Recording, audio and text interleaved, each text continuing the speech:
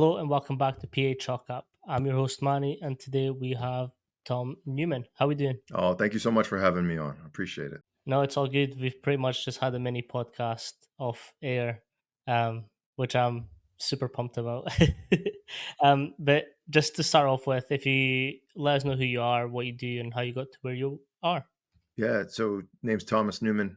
Been in strength and conditioning for a while now.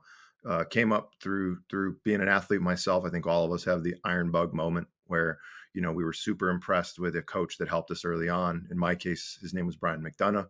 Wrote me my first program, and I'll never forget that when he did it. My vertical jump went through the roof, and I said, "Wow, this is magic." And he said, "It's not magic; it's exercise science. Go learn it." So that was kind of my send off heading into college where at University of Rhode Island, I did a blend of both understanding communication, language, and kind of interpersonal skills to work on EQ. I also worked on the IQ elements of exercise science, of the training, loading schemes. And then from there, had an incredible internship over at Salve Regina. So university, it's located in Little Newport, Rhode Island. But I'd like to think that was the trenches that I had my first exposure to of hundreds of athletes, N of one, coach against many, but having high levels of detail and a real appreciation of the grind. So you have to love working with an athlete at 8 a.m. as much as you do with 8 p.m. in the same day, but also making sure that your machines are cleaned, your chalk bowls are put away, and everywhere in between. It's not just the show. After that, it was a great experience to be able to try to learn about data and really both on recruiting, but then also for development and getting a chance to meet with Boyd Epley and really kind of his push of what he did with the index that he developed at Nebraska almost 30, 40 years ago, and then applying it at Salve and having it work, actually working really, really well. To the point where I said, wow, this is great. If it works at Salve, it'll work anywhere. Why don't we try to make this into a company? So then I founded my first startup called Athletic Standard, which was a venture-backed startup where we went, and our goal was to have a universal language for understanding movement. So just how you can say 2 kilos anywhere in the world, everybody knows what you're talking about. How do we quantify that for athletes, specifically for the team sport athletes that have multiple levels to their game? So they're athletic, but how athletic? Are they the biggest fish in the smallest pond? Or are they actually the biggest fish in the wrong pond? And we need to move them into a sport like handball, and then within 6 months have them on the Olympic team. So that was a great experience. And again, a lot of learning lessons, both on the business side as a CEO, but also on the training side and getting to interface with coaches like Sean Manuel and, working with him to, see what 3 national titles in, football looks like at the high school level. But then also meeting people like Coach Jost and Dan Schaefer at Florida State, winning a women's soccer national championship and really appreciating the intricacies kind of at every level. And then after that time, took some time away from, coaching after the startup ended and really tried to figure out all the things that I learned. And I think that's really important and was helpful for me was trying to understand, well, what did I just go through? How do I apply this to the future? And actually one of our customers, Yale, said that, we love the software. We loved what you did at Athletic Standard. Would you want to bring it here? And we have very clear goals for you if you come here. And that's basically, we need to beat Harvard. We haven't beat them in football in 10 years. We need to do that. And then lacrosse had a lofty goal of winning a national title, which had never happened ever. And so I said, sure, great. So we'll use science, logic, and reason and good old-fashioned coaching to get on that. So I was hired in 2016, was able to successfully beat Harvard that first year, started building out our staff, built out an incredible internship to be able to help. In 3 years' time, I think we had 160 young coaches come through, get forged in the fire, go out and do great things, and then also be a part of an incredible run in lacrosse where within 18 months of installing kind of the programs and systems, we won the national title. So that was great, and we also had the number one player in the country. And for those of you overseas who don't know, the Tewaaraton is the number one award given to the top player, so it's the MVP. Yale really hadn't had anyone ever in the top 4, but let alone win it outright. So Ben Reeves winning that honor was huge. But, as any of the naysayers do, they said, you guys got lucky. You can't do it again. Like, lightning strikes wherever it wants, but it won't strike twice. So you won't do it again. The following year in football, not only did we beat Harvard again, we won an outright title, which hadn't happened. I believe it was close to 30 years. And then we also had one of our players drafted and who now is still playing at an elite level, Foye Luakin, for the Jacksonville Jaguars. So we probably got lucky again.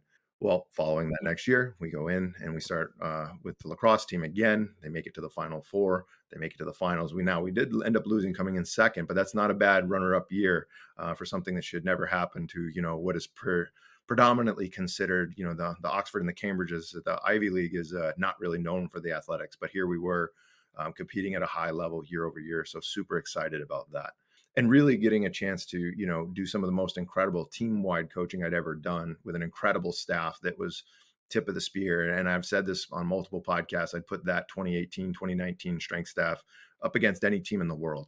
The level of detail, how deep we went, both on the analysis, the testing, the recruiting, end-to-end recovery, it was second to none. And so it was really great. And that's really where I also forged my relationship with Bill Kramer, who we'll talk about. And everybody kind of knows him from textbooks and education.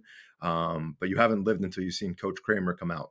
I mean, he coached the hell out of a hang clean. And he get out there and make sure that, everything he's talked about in books for almost 40, 50 years, he lives it. He personifies it in the rack. And so having him come there and work with us and really design and do some incredible things was awesome. That went on to the point of where we really got into designing software, and that's a passion of mine. And we built some custom stuff in house. And then reaching out, I met the Hawkin Dynamics team, a young little startup force plate company out of Portland, Maine, and seeing kind of what they were doing with plates was really intriguing. So speaking with Ben Watson, the CEO, went over to that team and worked with them, and that was awesome. That was really great to see a company go from basically being a company trying to get into a very competitive space with international players out of Maine, to watch them grow to be the kind of powerhouse that they are, where they're the gold standard in portable force plates. And again, that's not just my opinion, that's in the research literature. And if you talk to firsthand accounts, the speed and accuracy of the platform and program we built was incredible to be a part of. And I also have really great respect for Ben and that leadership team, because during that time I was diagnosed with a brain tumor. So I had to undergo a full craniotomy. That's why I donned this nice little scar here, that, had to go in and get a brain tumor out. And the company stood by me. And again, I had a real appreciation for now training, not just for performance, but returning back to play. And as a strength coach, when you hear that, you're never going to lift again, or you can't because of whatever from the doctors, like, no, that's not an option. So we will get back under the bar and start doing that, start developing programs for my own personal journey. Was incredible. And through that time, I was approached by another Titan kind of in the field, Mark Stevenson, to go work at a research center up in Boston. And so really be the tip of the spear with a very clear objective of that in human performance. Realistically, you need to be no less than 20 years ahead of the industry. So that's very clear. It's a very daunting task, and how we do that day in and day out is a challenge in and of itself. And then lastly, taking some of those lessons learned and kind of the connections that I've made, got approached to start a consulting group, Newman HP, where, really we're the tip of the spear, but representing some of the professional clients on some of the teams that you see behind us, to help them kind of optimize performance, but really at the client level. So that's kind of the long-winded intro of kind of how I got to where I'm at, and excited, most importantly, to be here with you today and, kind of talk about, the industry of the game and just kind of the state that, our coaches and practitioners find themselves in. Yeah, I think your experience speaks for itself. The one thing that I kind of want to start off with is how remarkable it is to bounce back from a craniotomy, and that's an amazing sort of journey as well. How is everything healing up since then? Yeah, I mean, so anybody that's ever, dealt with brain stuff, it's tough, right? Because it's not like an elbow, it's not a shoulder. You cross that line of the psychology, the physiology, and every year. I mean, anybody who asks on a brain tumor, every year you got to go get your scan, right? And then in some cases you get it every 5 years, but no doubt, one thing zigs or zags the wrong way, it could come back. So going through that process where they're like, you may not remember some things, you may forget, you may not have some motor control. And again, we've got some of the finest rehab specialists here in the Northeast in Boston. But being prepared for that, of that, I'm not going to squat 315 again. My priorities are staying strong. And, surgeons don't really get jokes. For anybody, if you ever decide you want to get a brain tumor, they don't like jokes. They don't like, how we like to get after it. And so when you tell them bench, squat, and deadlift are your primary goals to get back, they don't get it. They're thinking walking, hanging out, daily activities of daily living. I just tried to say that, picking up heavy stuff is an activity of daily living, just how much you can let me rip it. So that was a fun experience. 100% agree with the jokes. I've had shoulder surgery, and when I challenged the anesthesiologist I'll probably be them and stay awake for the long time. They're like, "You're not going to." I was like, "Well," I was out quick. I was out quick. And the last thing that I remember is they found out that I coach football and I love it. And so the anesthesiologist was from Alabama. So the last thing that I Mm. remember hearing as they put me under was "Roll Tide," and I just started. I just remember smiling, laughing, and then I was out. Woke up 10 hours later with a titanium plate in my head and about 40 staples. So that was a unique experience. But we try to have a good mindset. Okay, great, good. Yep, this is where we're at, and let's try to build back up. Then I think that's the goal with strength coaches is like there's so much intensity that we have to build up in the weight room and the way we coach and approach our athletes that like we need a sense of humor to be like, Yeah, ah, you have to. You have to switch that gear, and you'd appreciate this. My first OTPT when I was in the hospital, they're like, "All right, we're gonna do a step challenge. We're gonna see how many steps you can get." I was like, "Roger that. We're gonna set a PR today." And they're like, "What the hell is a PR?" And I went ham. And like it was supposed to be, moderate effort. You're up and around. I'm attached to tubes and everything, but I just remember just going hard. And the poor OT at the time was like, "Man, what were you doing?" I was like, "I was trying to set a PR. I just got to get better every day." And they're like, "What are you on? You're so jacked." I said, "Man, you should see me when I'm not on Ativan and all these other medications." I said, this is the hoorah that, fuels us. I think a strength coach mhm, brings a unique intensity, to people's life that, unless you've ever been in a circle of people screaming and yelling for you, helping lift that weight for you, they don't know. And so again, yeah, it was nice to interface with some regular normies that, don't squat, that don't pull, but I tried to, make it better. That's what we say all the time, right? Make it better than we found it. Just didn't know it was going to be on 100%. the seventh floor of Fruit Street in downtown Boston at Mass General. They weren't ready, so it was okay. It's important to have that with ourselves, but have that camaraderie with our athletes as well. I remember one of the athletes, he was a special teams player, but he lifted like the big boys. And it's a weird comparison to make, but he always go after it. Like special teams, they usually go a little bit softer. They'll hang back a little bit, but he attacked it every single time. Every time he got like a PR or hit, like all green on his VBT, he'd walk around the weight room like, "Yes, let's go!" Yeah. And I was like, "Is that it? My granny could do that, and she's dead." And he would like burst out laughing. I was like, "Dude, you need to get better now. Come on." Right. Well, and I think that's probably one of the greatest gifts that we give athletes after their career is the idea of getting better 1% each day. And yes, you want to push towards it. And whatever domain it is, strength, speed, power, what we're really instilling is consistency of effort and understanding that you can give so much more.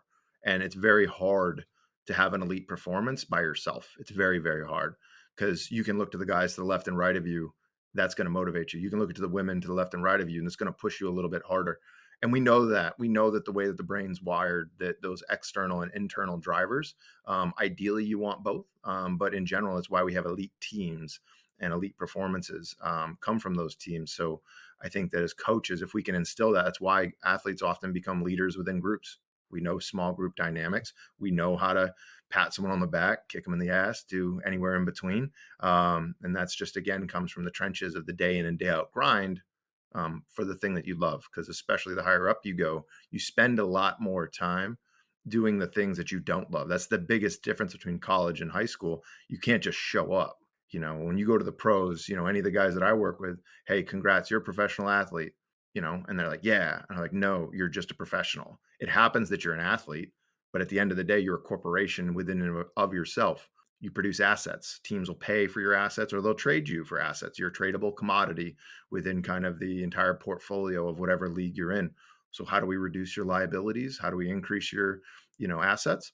And understanding that it's a dynamic state. You aren't today what you're going to be tomorrow, but the things you do today will directly impact the future of the corporation. And so you have to have an honest effort forward. But again, that has implications way outside of athletics. And it's that beautiful thing that we've been speaking about offline as well. Is like when that practical or that science meets the practical, and how can we marry both? Because an athlete is only as good as they can perform, but how can we help them in edging out their competition status? Yeah. And I think that can be so on so many levels. Do we want to do the cognitive? And I would ask any coach listening, ask your kids if you're squared away. Are you squared away in how you grip the bar? Do you grip the bar pinkies first, understanding that that changes the way that you lift the weight with the brain? So do you roll pinky to finger, or do you do finger to pinky? How squared away are you? Do you know what your weights are? Do you know what your weekly load has been? Do your coaching staffs know what your 1 meter per second VBT is? Are your eccentrics stronger than your concentrics? We say it in practice, oh yeah, Mhm. eccentric stronger, but then when you pull up someone's workout logs, you don't really see that. And so again, I agree with you of making sure that we can take some of these research concepts, hold people accountable, but also move the field forward as practitioners. Mhm. I've previously spoke about this on the podcast, but I've essentially created this Excel sheet where I keep all my research that I do, and then I put into categories like, is it applicable? Like, what aspects of this research is real life applicable to different sports as well? Like, is it just one very niche area of sport that I can get with it? Okay, does that warrant me investigating and spending so much time really diving into it, or is it good in theory but it's not practical, so then it just goes bin. And I think in any case, there's always a sliver of truth. Isometrics are good. Yep. Isometrics should dominate 90% of your programming. Nope. Force plates are good. Yeah. I think that if you're not using plates and you're writing a program for someone intentionally, then you're not doing a service to them.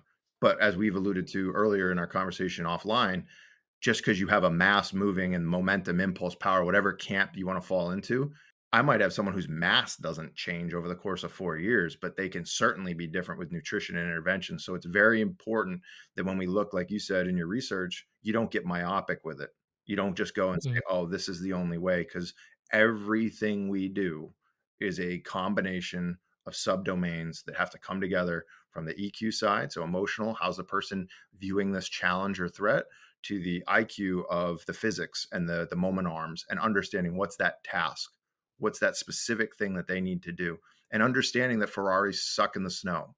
Ferraris Mhm. are terrible snow plows. It doesn't mean that you should take Ferraris and mount the same kit that you've done the last 100 times on your 250 or whatever truck you have. Like, you need to understand that domain, and that's where taking the time to go do the book knowledge, do the research, and okay, what are the domains, but what are some of the exploits that maybe some of the gurus? I deal with a lot of gurus across a lot of Oh. different fields. To step back and kind of look at it at a micro level. A good example is in the sport of lacrosse. The average male on the team was 165 to like 175. The ACC, which is a conference, kind of like the Premier League, if you will, Mhm. of college lacrosse. Those guys are 185. Now, you come from a football background. What is the most? What is the highest speed, most violent position in football? Arguably, maybe your safeties, maybe your DBs, and those guys are 195 to 205. And specifically in the Mhm. sport of lacrosse, I remember saying to Coach Shea, I was like, "Why don't we just build a bunch of safeties and corners?" So that became our directive. And if you go look at the body weight of the team, lifting 4 days a week, having a hypertrophy cycle, combining it with the proper energetics. And all of a sudden now you look at the team, average weight's 203. The amount of random drug tests that we had at Yale in Mhm. those years was incredible. Random. It was very random that the guys got off the bus and their arms looked right after a little arm farm, that they would just be like, hey, come on over here. Right. And taking pride in that and understanding that, yeah, you looked great there, for the national championship, but what have you been doing the last 12 months?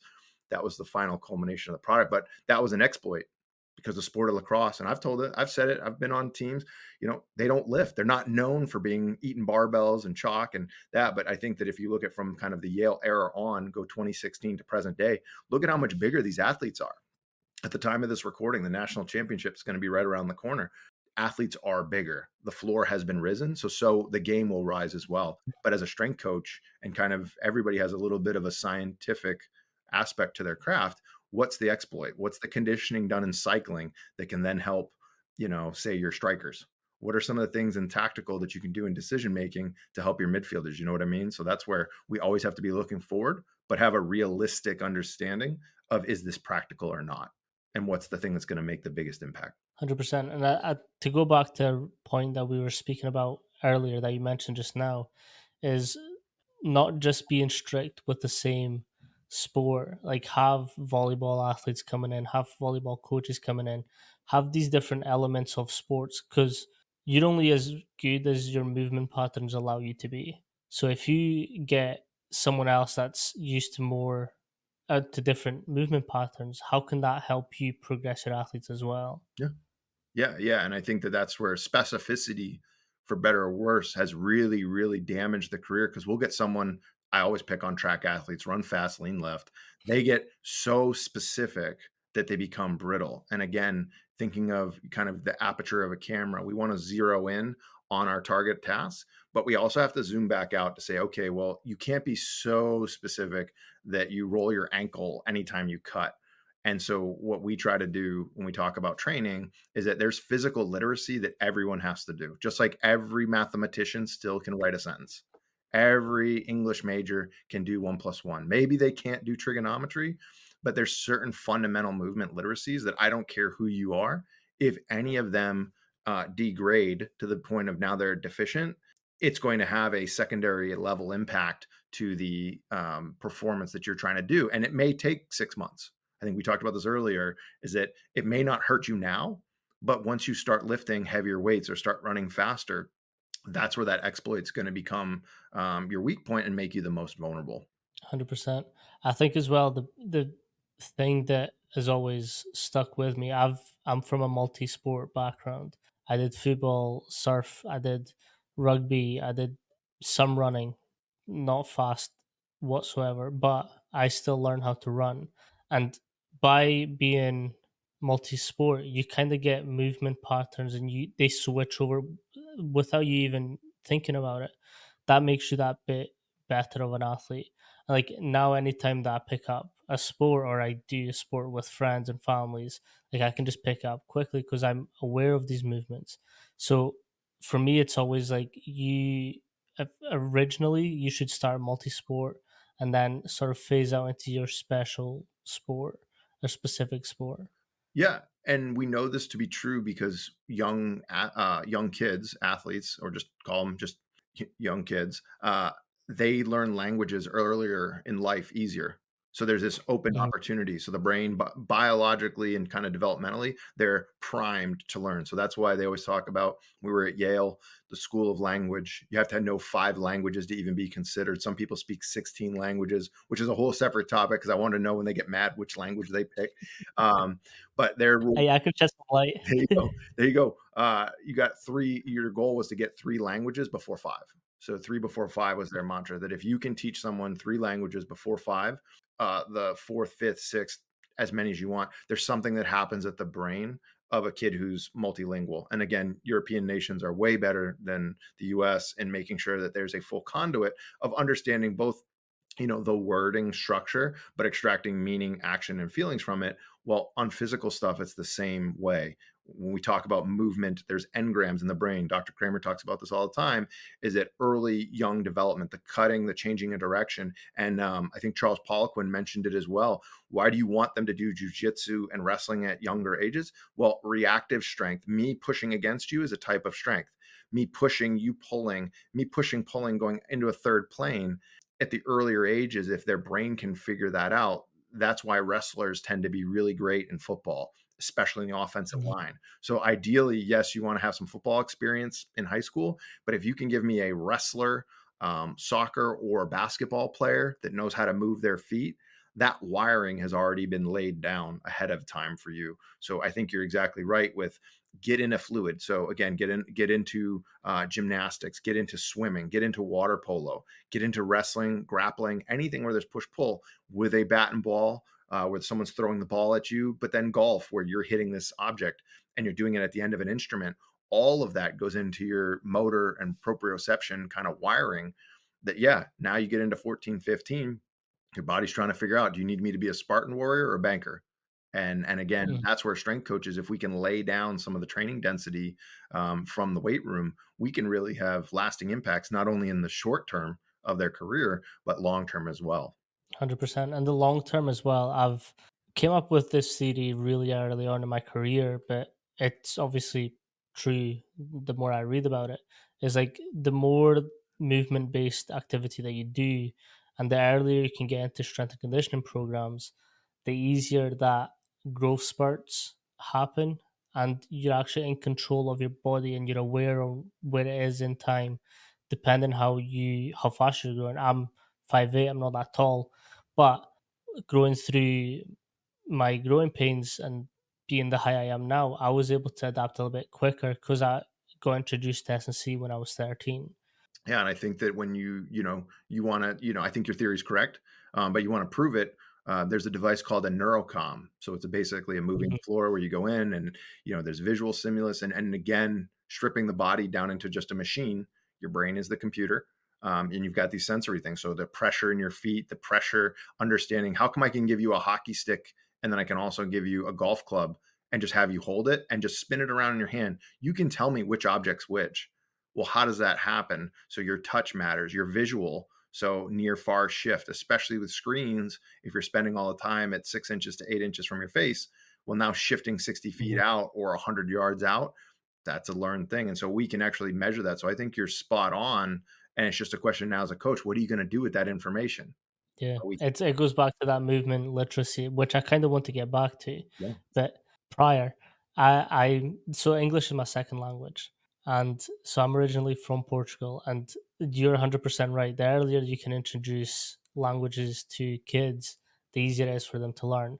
Again, I'm very fluent. People wouldn't realize I'm actually Portuguese, but because I got used to growing up with that language, hearing the different tonalities of it and bouncing in between English and Portuguese. Like I'm still fluent in Portuguese. I have to speak to my granny. Oh, yeah. She doesn't speak a link of English, but it's helped me like sort of keep both languages while still being able to think and process at a fast enough rate that I can hold like a decent conversation with both.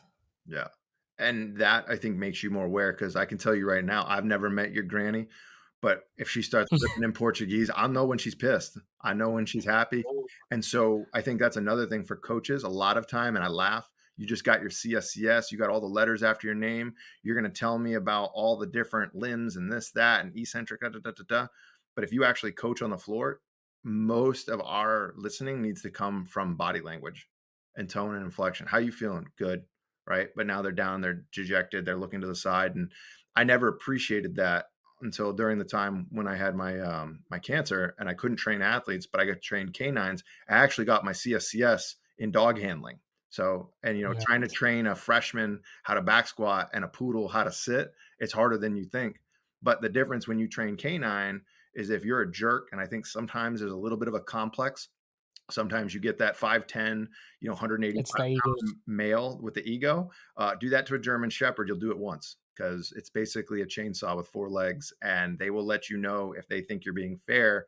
But yet, when you're coaching, and I steal this from Michael Ellis, who's a world famous dog trainer, they have to love the work and the process more than the outcome. And if you think of that, and we think about that for our athletes, do they love the weight room?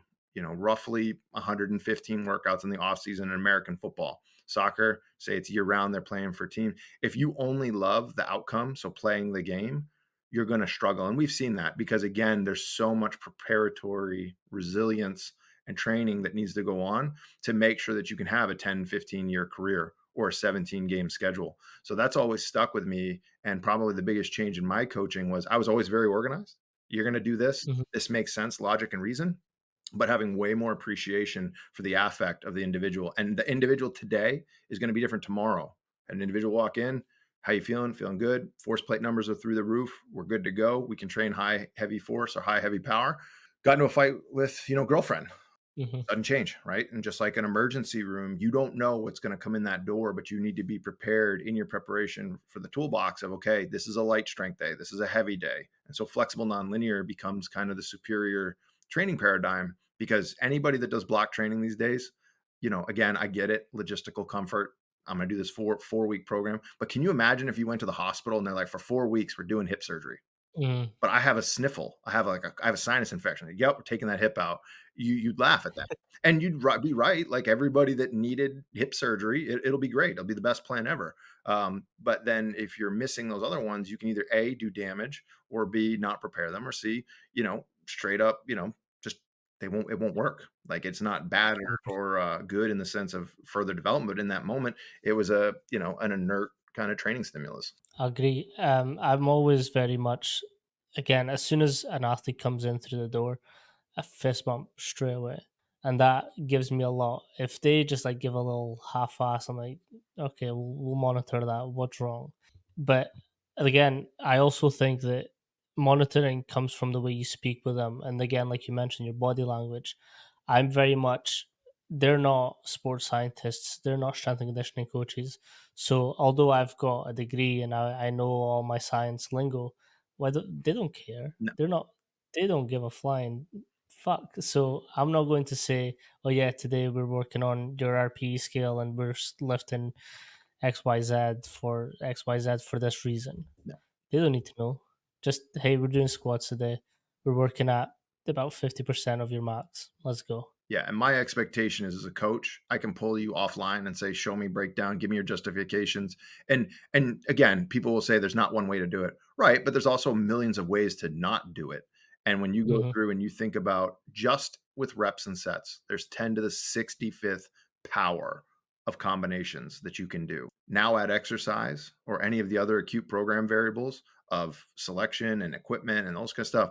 There's limitless choices. But just imagine if we had GPS, they're paying you to go somewhere to a championship. And are you going to be spending your time in the woods, in eccentric land or, concentric only land or isometric land? No, like get on the bus, let's go. And they're expecting you to be squared away enough to drive it.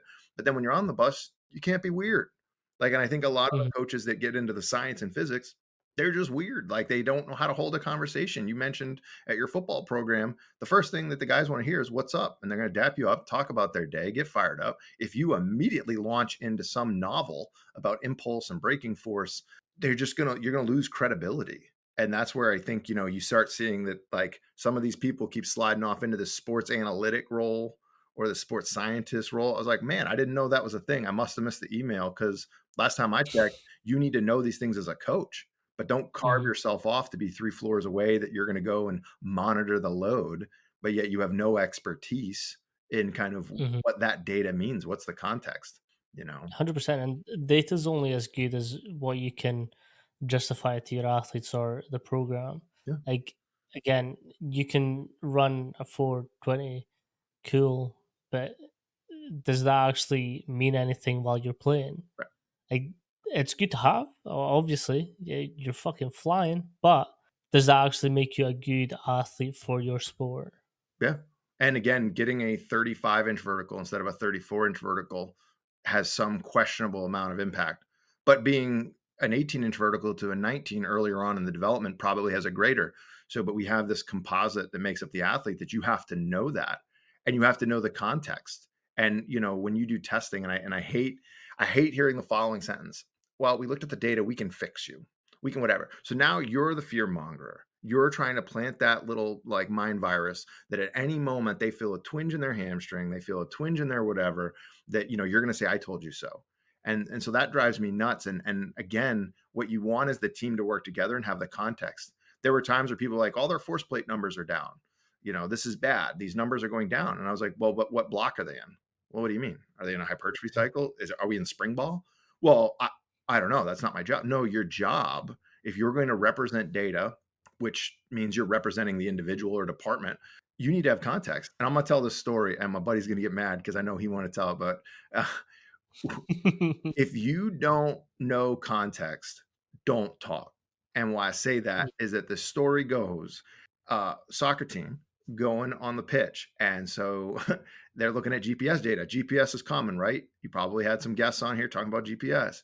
Well, sit down, have a coach to celebrate. One of the athletes just set an all-time PR with the GPS. They hit a new max velo. Velo's great. And so they go and they sit with the coach and they tell that, this player now has just achieved an all-time PR. And the coach looks at them like with that funny face and was like, what do you mean? They're like, oh, well, so-and-so just set a PR. And he goes, when? Well, last Wednesday. Uh, Wednesday, they got hurt, blew out their ACL. Well, what they didn't realize is that the athlete, even though they scored the PR, it was because they were on the gator going to the hospital. So the gator actually set the PR, not the individual. So cautionary tales from the trenches is know your context, because now think about it. Is that sport coach ever going to trust that you know what's going on? Now, again, was there malintent? No. But again, that's why when I laugh, when I hear someone say, I want to be a data scientist or I want to be a sport, analyst, you got to know all domains, because the minute that you meet that sport coach, you can lose their trust in a minute. And that's my biggest fear right now with all the gurus and all the experts, is that coaches aren't dumb. They may not be great at certain things like load management. They may not be great, understanding science, but they've been doing it a long time. And I think that, again, we've been playing sports a long time without sports technologies and things like that. And so it's incumbent on, the directors and the kind of lead people to make sure that Mm. all your ducks in a row, because you have to represent that performance team. And if you're not, it's very hard to get them back. 100%.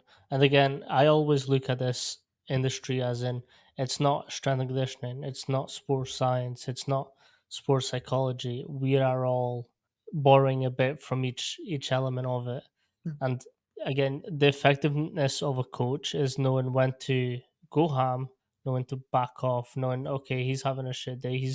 Let's figure out why. Like let's be human for a second and realize okay, he's also a human or she's a human. Let's talk about okay, what's going on in your day to day that you're not having energy. Did you drink? Any fights with family members, friends? How's that going on? If all of these tie in, and then you can push, and then you can do different elements to better their performance. But you can also better their performance just by letting them move during a session. If they're not up to push their PRs that day, let's move. Yeah. Let's just move. Yeah, nothing wrong with 3x5 hugs and you're beautiful. Nothing with, 3x5. Let's get on the roll and talk about life. And I think as coaches, early on, who do you train? They'll say a soccer player, a goalie. Mhm. Well, a little higher level coach is going to say soccer player, goalie, All American, international champion, has whatever force plate number, has whatever GPS number. Senior coach, this is a father, this is a husband, this is someone who's gone through extensive rehab. This is a person who it's make or break. Oh, and now I'm going to get into those other layers. And that's an important stepping stone in your career, where you have to be able to zoom out macro. What's going on? What's the Mhm. reality? What's the real situation? And either, like you said, you need to know enough. You need to know enough in each domain, but also, especially in my role, I might be working with 5 or 6 other people with a client. What's the nutritionist in California think, and the physical therapist in Texas, and the sports analytics guy over here or over there? All right, well, how do we get on a call and have meaningful conversations? Because at the end of the day, we have one specific task: hit a ball, throw a pitch, make a tackle, do whatever the thing is, and making sure that everybody's pointed in the right direction, to get the best results. The best example I've got of this, and I've spoke to multiple people on the team on this podcast, is the UFC Performance Institute. It's led by Gavin, and I've spoke to Becky and Olivia, and the way that they bounce between each department is like it's so fundamentally sound that again they've got athletes who don't always speak English, they don't always are aware of what's happening, but and within themselves they're so good at communicating that all their athletes know where to go for the exact same aspect that they're needing to work on. And that to me again was taught to me by Coach Mack, but it was really fundamentally drilled into me speaking to those guys where they've got athletes from everywhere. And not only is it not the same sport all the time, like you can have taekwondo, you can have kickboxing, you can have boxing, you can have wrestling, jiu-jitsu. Like there's so many different domains in there, but they are all so communicative with each other that they know exactly who to send to where. Yeah. And I credit Duncan French with a lot of that, because he came out of the Yukon pipeline of the early 2000s with Dr. Kramer. And so, Duncan has a PhD. He's trying to coordinate this, giant effort here at UFC. But Duncan can coach now. Like if he gets in the rack, he can go and do it himself. And I've always appreciated Duncan, coming out of that kind of Kramer tree. And you think about that time, you had Eric Cressy, you had Andrew Hootie, you had, Pat Dixon, Marish, Volek, you had titans of our field came out of a very, very concentrated time.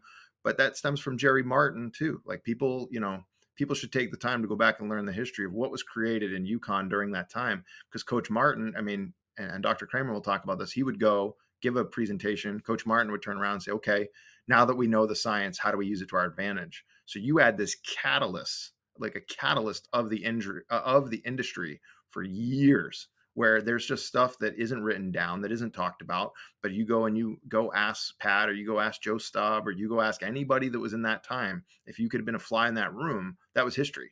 But now what's the Mhm. manifestation of that once that seed's been planted? You have the UFC Performance Institute that's a global entity.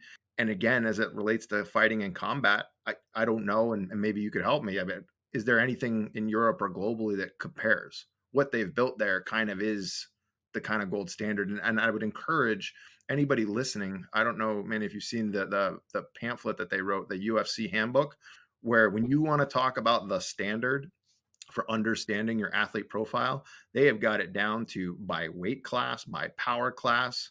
I don't know if you can see that download. Yeah, they go through and it's just explaining. I can send you a copy of it as well.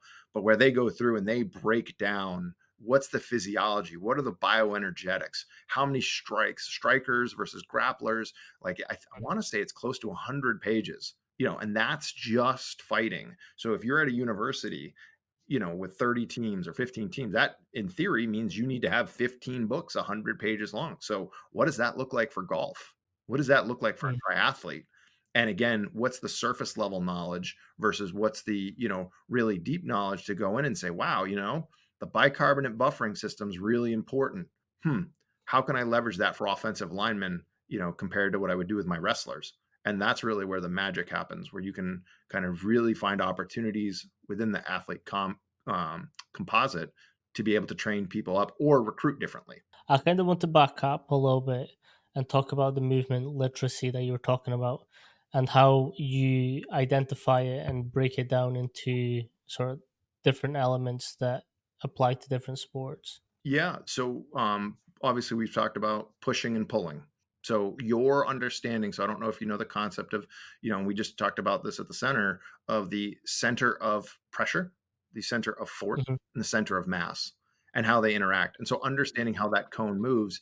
And so when I ask you to run, that's you heard a stimulus and then you fired your muscles off. But understanding we're not like frogs. Like if you take your fingers right now, whoop, here you go. Take your fingers right now, snap. So if try that for me, do it. You can do that. So our muscles can't do that. So now take your finger off. Can you clap with your middle finger, index finger? You can't. You can't get enough speed. So yep. So if you go here, you can't do it. But we as animals, we can't be like a frog where we can load up and slingshot out. We need to pass through all the motor unit pathways, send huge charges, electrical charges, and get everything to fire. We have to train that. And so that's when you're in control. But then secondarily, if you step off a box, now the ground's coming at you. So you might be very strong, but you're not good at reacting. That's a thing. And so just thinking about forward and back. I mean, think about it. Why in the human body can we lean 8 degrees forward, 4.5 degrees backwards, but then we fall over? Kind of weird. You only have a 12.5 degree. And then left and right, you have 8, so 16. So why evolutionarily do we have this kind of small cone platform where we can lock all of our joints, lock all of the muscles, and we can stand? But yet sport, we're asking them to lean and go out to the side or do a kick slide or do some sort of rotation. It gets complex. And so to me, moving against other things or reacting to other things is kind of the two pathways that you pull. And then on both of those, they duplicate of, okay, now I have to react to something and I have to do it 10 times. Might be super good. I can do it 10 times. Go to the 12th time, my strategy goes to hell. And then now I have a shortened time. And I think for me, whenever I hear people say injury prevention, Mm. okay, we got a lot, again, gurus in injury prevention, but injuries haven't gone down. Arguably the most science and technology in that space and money spent in that space. We can't crack the code. So we like to think about injury mitigation. On every collision, there's a hammer and the nail. Be the hammer. Mm. And so that's the best way to prevent injuries is that, again, injuries may go down, but that really means you've given the injuries to the other team. And that's the role of the strength coach. We can't be strength therapists. So what are the things that we can mitigate again so that on the 15th collision we're in a good spot? So that's really where resiliency, and then I think kind of the last phase of the literacy is the cognitive domain. So again, I mentioned Mark Stevenson, again, his history speaks for himself. But I'll tell you what, when you go in and you think you got something figured out, he's going to challenge you in the critical thinking, really critical thinking. So if I asked you to do a rest set for strength, what would you say to me? You say maybe 3 by 5 and 90 seconds, maybe 3 minutes, maybe 5 minutes, really? Like, It depends. It depends. but you can pick, but you're gonna tell me a time, probably. You're gonna tell me a time.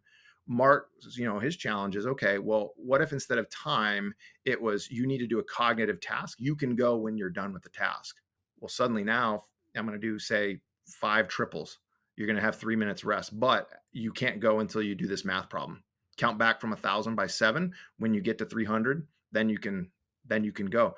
If you mess up, so when you're just verbally, you're counting out loud, well, now what's executive functioning? And then what's recall? I can line up a deck of cards, 3 cards. All right, Manny, you're up at the rack.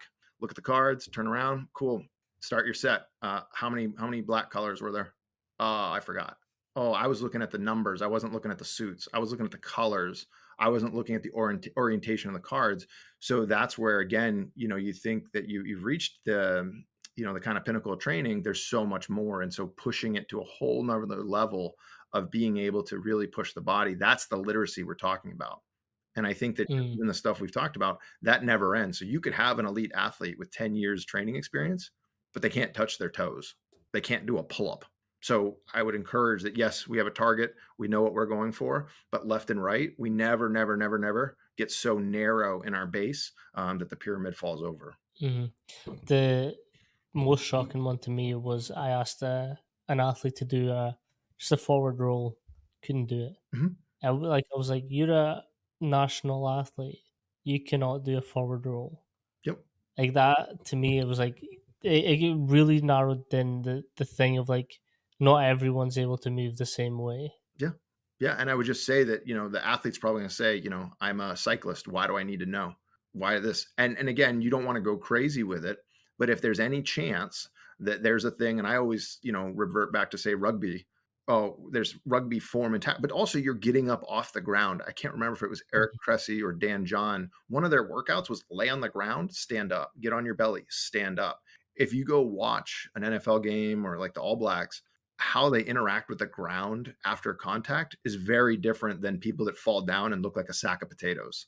And it's painful. Like you watch them get up and there's just and so there's this body hardening that happens through contact that, again, how much do you need to do? You can argue about it, but there definitely is a minimal dose that you Mhm. now have lost that ability to get off the ground, roll on the ground, fall safely. And in a sport where that may happen 1 or 2 times, it would be silly that if that's the 1 or 2 times it takes you out because you were so Yep. focused on, oh, it just won't happen. That's not great coaching. 100%. I can shed some light on this for you. So I was a rugby athlete. I go up to national trials and all that stuff. Shoulder dislocations did not help at all. Kind of career ending. But we're not sour. We move on. Mhm. We so essentially a lot of what we train is from floor up, from floor up, and we go side, face down, face up, and then we just get into these positions and we try and get up, and it kind of ties into our speed training a little bit. So essentially, we'd start on a line, we'd go just a normal stand up position, take off, and then we'd go knees up, sprint. Then we'd go on your butt, up, sprint, on your belly, up, sprint, back, side, sprint. Like we'd hit all of these, and we got comfortable getting up, like pushing ourselves, no matter which position we were in, turning to push, just so we can bounce off the floor quick enough to then make the next ruck, make the next tackle. And then the really tricky one is when you get in a collision with someone and you fall backwards and you kind of have to do that back roll push up to stand. Now that takes a lot of strength and mobility and flexibility, all that, just to do that one movement, but you can get up and into the next action so much quicker. Yeah. And it's that thing of you have to be uncomfortable in these positions through training these movements. Right.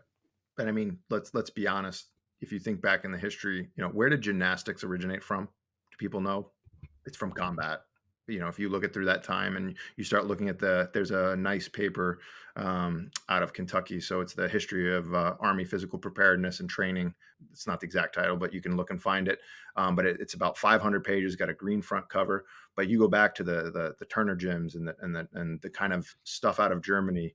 And why was it? It was, well, because during that time with warfare, you needed to roll, tumble, climb, throw things, i.e., javelin. You need to be able to do these activities. And so much of athletics came out of the original need for making sure that you stayed ready. And I think that staying ready probably is more important than trying to peak in one specific thing, short of the acute, like you're 6 months out, you need to. But that is just such a cautionary tale of making sure that you're not so specific that you're frail. You don't have to be elite at it. Now, I know I work with my soccer teams, and when we were at Yale, the coach was like, "Oh, I don't want them to be big and bulky." I'm not saying as a soccer player on the pitch, you need to be super strong. You can't be weak. Weak defined as Mhm. you can't squat your body weight. If you can squat your body weight, I will leave you alone. But when you have an 18 to 19-year-old male that doesn't have the neuromuscular control to put a bar on their back, however you want to do it, go up and down with their body weight, that is frail. And so now we had guys get to 1.5. Well, they get to double. All right, well, now the research is out and personal experience, you get to double. You've exhausted that kind of force pipeline. Well, now what are you doing at a meter per second? Are you using any of the flywheel kind of eccentric stuff where we're understanding the brakes? Throwing on the brakes keeps you on the field. Acceleration gets you recruited, and you have to make sure that those two stay in balance.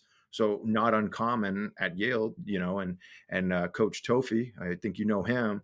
He had everybody. You get to 1.5 double. Okay, well now you're in the meter per second crew. I want to know, rerun that 1 RM at a meter per second, and conversely on the flip side, let's hit you on a Desmotech or a K box or Exafly, whatever your wheel thing is. And the coaches were like, well, but that's not what we've always been. No, you've graduated. What got you to the top isn't going to keep you at the top.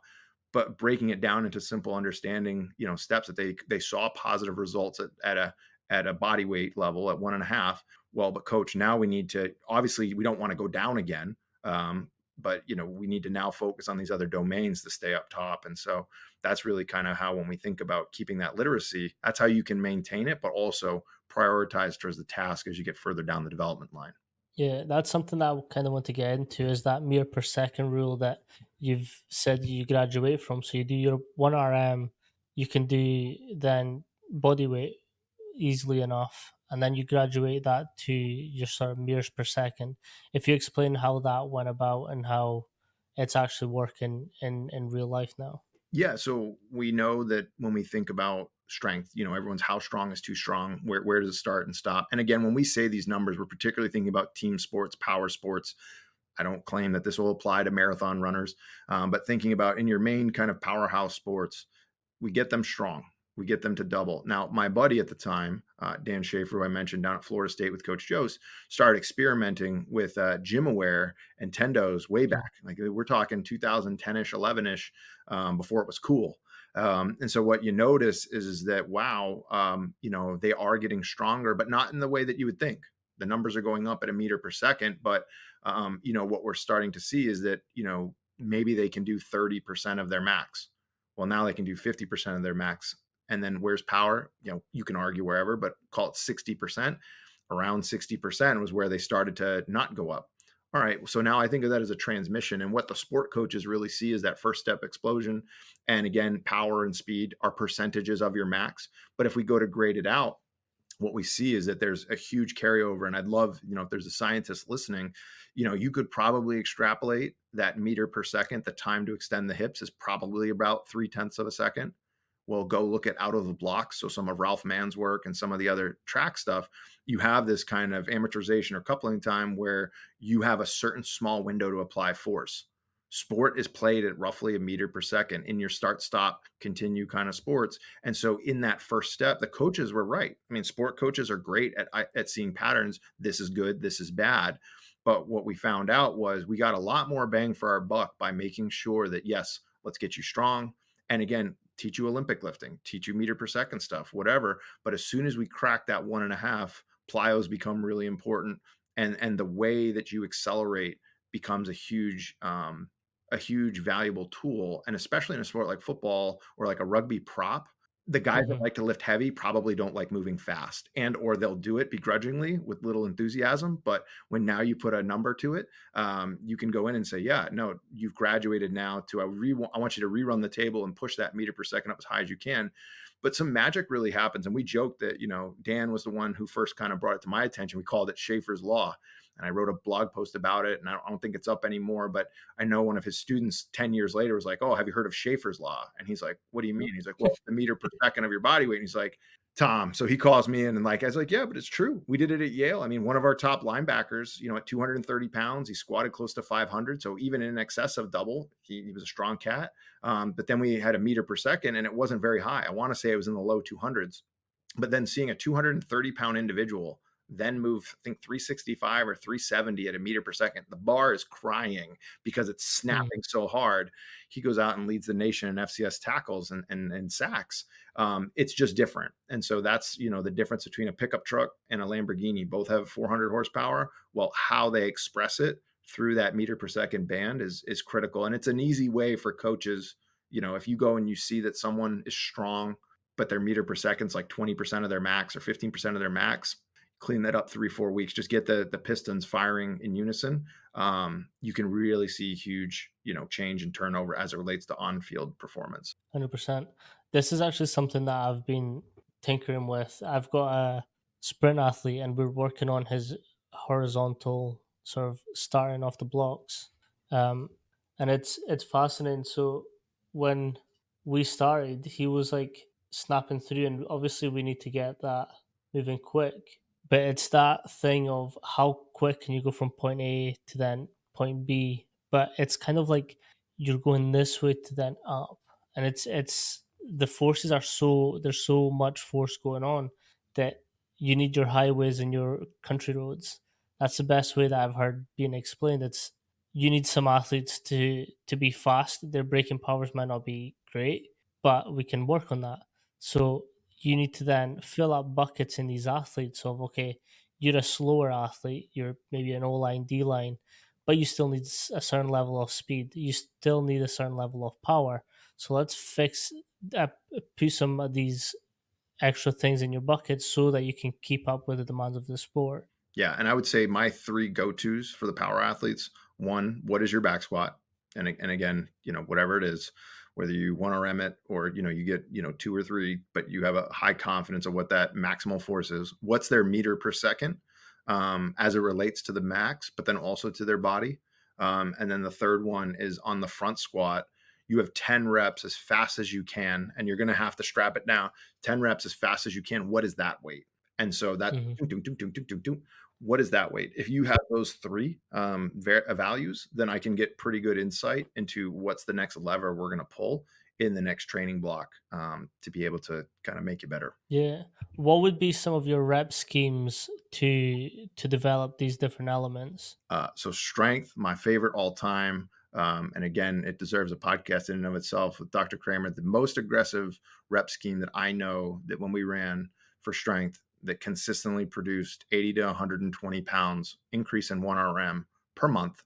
So like 300 pounds to 400 pounds, 400 pounds to 500 pounds was Dr. Kramer's Oh, plan. He wrote while with the Army. And again, there's a whole backstory on that, but it was a pyramid of 642 246 on a Tuesday. And I'll give you more background on that, where the 6 is set at 85, the 4 is at 90, the 2 is at 95, the 2 is at 95, 4 at 90, and 6 at 85. Now just think about that. That's a bear, and it's 5 minutes rest in between. So it's up and down, but every set is auto regulated. So when they go in, you got to make sure they never fail, but you have to go. And what you'll see is guys will talk about being exhausted on the backside of the pyramid, very similar to like almost a conditioning effect, but it's on the nervous system. mhm. That whole pyramid I just explained takes about 45 minutes just to run that one set. So you go through, Wow. and at the doubles, you're getting 4 exposures. And if you take your Prilipin table with the numbers I just gave you, what you're going to see is you're going to completely saturate your high threshold motor units of 95%. You're going to saturate the 8 reps above 90, and you're going to saturate the 12 reps in the 85 band. So from a mega dose of strength to the CNS, that's the most intense that I've seen. And where the safety valve on that is that you go in and say you're supposed to hit 4, but you hit 3. auto regulate down the following two. So reps divided by 30 plus one times the weight you moved. There's your max. Recalculate it and go. If you drop outside of 10% throughout the course of the set, you terminate the set. They're tired. They're cooked. And you might get 6-4-2-2, and then they're cooked because we've now dropped outside that zone. So that's pretty incredible. And then what's even more incredible is you take, so that's on a Tuesday, Wednesday is off. Thursday, you do 5-5-3. And you do the five at 87, or no, sorry, at 85, and then the three at 90. So if you think about within a 72-hour period, how much load I just told you, it's just a huge dose of strength. And I remember asking Dr. Kramer, I said, that just seems like so many reps at such high intensity. And he was like, just do the plan. Like, you have to realize thousands of reps, thousands and thousands and thousands of dollars went into this rep scheme. Just shut up and do it. Because I was all excited that we went up like 60 to 80 pounds in the 1RM from January to August. And it was like, oh, that's cute. Mhm. That's cute. That's nice. Well, why don't you try this scheme? And I remember just asking that. And he said, don't think of it as one lift and then another lift. That is a squat session broken up over 72 hours. And if you run it like that, Right. it's a little bit different. Now, Mondays and Fridays, there's accessory work. You're trying to prep the body, but you don't actually get very sore from it. But it's very demanding, and you have to use recovery tools like float, and you have to use these others. But whether we were at Yale or in the private sector, that thing works. So you can get strong in a hurry. I mean, and it's pretty incredible that we now go use that across the board with any of our strength athletes. But you shouldn't take more than 6 months to get someone up to 1.5 or double for their strength numbers when you have kind of the appropriate pyramid schemes to put in place. So, would you do any type of like conditioning work, or again, I don't like rehab work, like injury prevention work, so mitigation work in between these sets, or like a cognitive task, or just straight? You sit and shut your mouth, and you let the body recover, and you try to take that huge fight or flight response and lower it down. I mean, you could get kind of high speed and put a Zephyr or some sort of HRV tool on them to see. You could, in theory, and then instead of giving them 5 minutes, when their heart rate and when their HRV is back down. But that plan, and again, thinking of context, that plan is, I have someone with a 300-pound back squat. I need to get them up in a hurry. Where we go into the Mhm. next phase is that, okay, they're now living at double their body weight, but we're going to do 4 sets of 10. They can do it regularly. So say 4 sets of 10 at 80% of max. And why that 80 is important. In the Shimano papers, they talk about real strength and where those rep schemes came from. Most percentages came from weightlifters. Most percentages come from historical texts. But the Shimano paper out of Yukon really kind of showed both men and women what's possible. So that 4 sets of 10 at 80, that 80% on 10 reps takes probably about a minute to a minute and a half to execute all 10 reps for time. If you can do that, yeah, now I'm going to throw a cognitive task in. And that's really where I get excited now, is that magical things happen. You get very, very high levels of lactic acid or hydrogen ions start going into the brain, affecting the synapses and the astrocytes and how it communicates. You start questioning life. You're talking to the devil. You're thinking whatever. Try to be focused. Yeah, no, that's where now you can get slick and you can say, okay, you can't do the next set until you do these math problems. You can't do these until you come off the neuro tracker and you're actually able to see the objects in space, and then you're done. So now guys, and especially at that level, they're ultra competitive. What do you mean? Well, you can't go. You can't do the next conditioning round until you do the following. And just knowing, is it recall? Is it executive functioning? Is it spatial? Is it colors? What's the thing that you're going to tax the brain in this stress state? That's where it can get really exciting. But the strength protocols in and of itself, just let it cook. And you're only going to have to run it for a couple of weeks in their career. And then you can get them up Mhm. there. And then you have, for accessories, you have Mondays and Friday to be able to do that. And then obviously, as part of their warm up, they'll do low backs. Like, we're never not doing those. But in that moment, for those 45 minutes, twice a week, you're all eyes are on and you're locked in on that task. That sounds like it's so. Coach AJ talks a lot about the dark side and how you have to experience that as an athlete and as a coach to know exactly what you're putting out there as well. Gil Stevenson, who he essentially wrote the UKSCA accreditation manual, and he's got this conditioning workout, and it combines both lifting and that conditioning. So essentially, what you're doing is you're doing three clean pulls, and then on your fourth, you're doing a clean, just a clean, no jerk, just up into a full front squat. You're doing that as fast as you can and you can go for 30, 45 minute on. Again, if you're still able to keep your heart rate at a decent level, you up the weight, you up the time, and then you can up the weight as well. But you're only allowed to go back once your heart rate has started going into that green zone, and then you go again. So essentially, your rest is dependent on your heart rate recovery. So I don't program anything that I haven't done. So I've done it so many times now that I'm just like, this is hell. It is hell. Because like I'm lifting 80 kilograms clean pull to then one last clean for 30 seconds. And then I have to go again as soon as my heart rate goes to green. I'm just like, fuck. Yeah. You kind of hope that it doesn't go down that quick. Yeah, and I love that idea of the dark side. And what you're talking about is you're not in control. And so athletes freak out when they are not in control. And so that whole experience, I think, especially again, when we talk about we've checked our boxes kind of in our main stuff, that's super important because how you handle that, you either embrace it and you love it, or it just freaks them out. And that's when we've seen people crumble. I think that the stress response in everybody is different. Can it be trained? Yeah, to a point, but there's a reason why, especially in military selection, it's called selection, not try really hard. Again, everybody tries hard, but there's a reason why, in SAS or in SEALs or things like that, there's a reason why there's such a high attrition rate. Because again, first, Mark will talk about how do you train mental toughness? You don't, you select it out.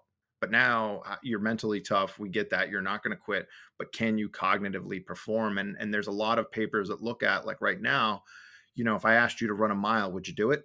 If I asked you right now, get up Right. and run a mile, you might try. Most guys, especially if you're a strength coach, like I'm not going to run a mile, but okay, good. So it's not that important to you to try. You're okay with, accepting that you can't do it or you won't do it. But if I'm like, hey, your family's going to die if you don't get up and run, well, suddenly everyone's like, well, the task didn't change, but your reward system and your value system is what's being challenged. And I think especially when you look at football, what are they trying to do every year? Talk about team, talk about us. You're trying to instill those kind of values in a small micro time to be able to make it worth enough for you to go out at 5 in the morning and do conditioning, to have that extra protein shake, because what you need to do is lean on those values, the things that you find important, starting again with family, being easy and obvious to understand, but now your team or your Hmm. tactical unit or your squadron or your position group, at some point in those cascades, you're going to be challenged whether it's worth it enough. And I think that going to the dark side is an easy way because, again, at the end of the day, if you fail in the weight room, nobody dies. Like, you can try again. But when you get into real situations where championships or money is on the line or lives are on the line, not the best plan to make that the first time that you've experienced lack of control. And so I think that that's absolutely at the highest level. That dark side or out of control environment is certainly important. It needs to be, in any plan. 100%. I like to experience that dark side, and I like to talk about it in a way that it's. You also need to think about, okay, so we'll take an American football for an instance. There's 4 quarters. That's 4 quarters. Then you might have overtime, Mhm. might, but if you prepare for overtime, regardless if it comes or not, you're able to go the whole distance. And it's a game. I coach a lot of professional boxers, and we do a lot more than 12 rounds. We do a lot more than their sport max. So the more that you can do past your max, the bigger edge you have on that you're a competitor. That's the way I like to look at it as well. Yeah, and it's a fine balance of you can do more, but then they know that they're doing more, so it doesn't have the same shock. We use a lot of false finishes. Hey, 5 sprints, let's go. All right, they do the 5, great job. All right, we're gonna do another one. Well, how many more? There is a natural regulation of Mhm. self-preservation that occurs, and so sprinkling in the fifth quarter. I mean, anybody wants, they can look at the 2019 Yale Harvard game. We went in, we were getting absolutely crushed. Go to halftime. We have protests during the middle of halftime. They storm the field. They stop the game for about an hour. But it's the fall in New England, and the Yale Bowl is one of the oldest stadiums in the world. Um, yeah, there's no lights. So now that it's the fall, we don't have light. Light is setting. We do an incredible comeback. And again, if you find it on YouTube, just skip to the fourth quarter where we're down by 3 or 4 touchdowns, come back, tie the game, go into overtime Well, what's better than one overtime? Two overtimes, and it's getting dark to the point where it was on. I don't know if we went a third, but it basically the refs were like, it's getting too dark. This game is going to end in a tie, just like it did back in 19, I think it's 69 or 64, where Harvard Yale tied in that game. But that's what we prepared for. And the coolest thing was is when that game ended, one of the players came up to me and was like, "Oh, that's why you made us do all that stuff in the summer where, we didn't know when it was going to end." And it's just because if you're not present in the moment, giving maximal effort, you're missing an opportunity. And so I like false finishes, and I like things to kind of grade them with their effort and intensity on the set. Cool little rep scheme. Well, because I know we had talked about this on the weight room side. Just take 85% of max, say dumbbell bench, and just tell your athletes you got 15 reps. So if I asked you to do 85 for 15 reps, how would you break it out? Maybe you do 3 sets of 5.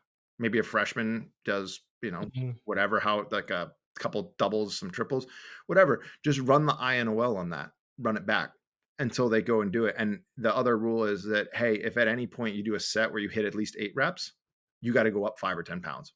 Easy enough. So Jerry Martin was famous for doing that. Be like, yep, here's 400 pounds. Give me 24 reps. However you want to do it. Well, how many should I do? Right there, that's a learning moment. I want you to give maximal effort, but you have to maintain your technique.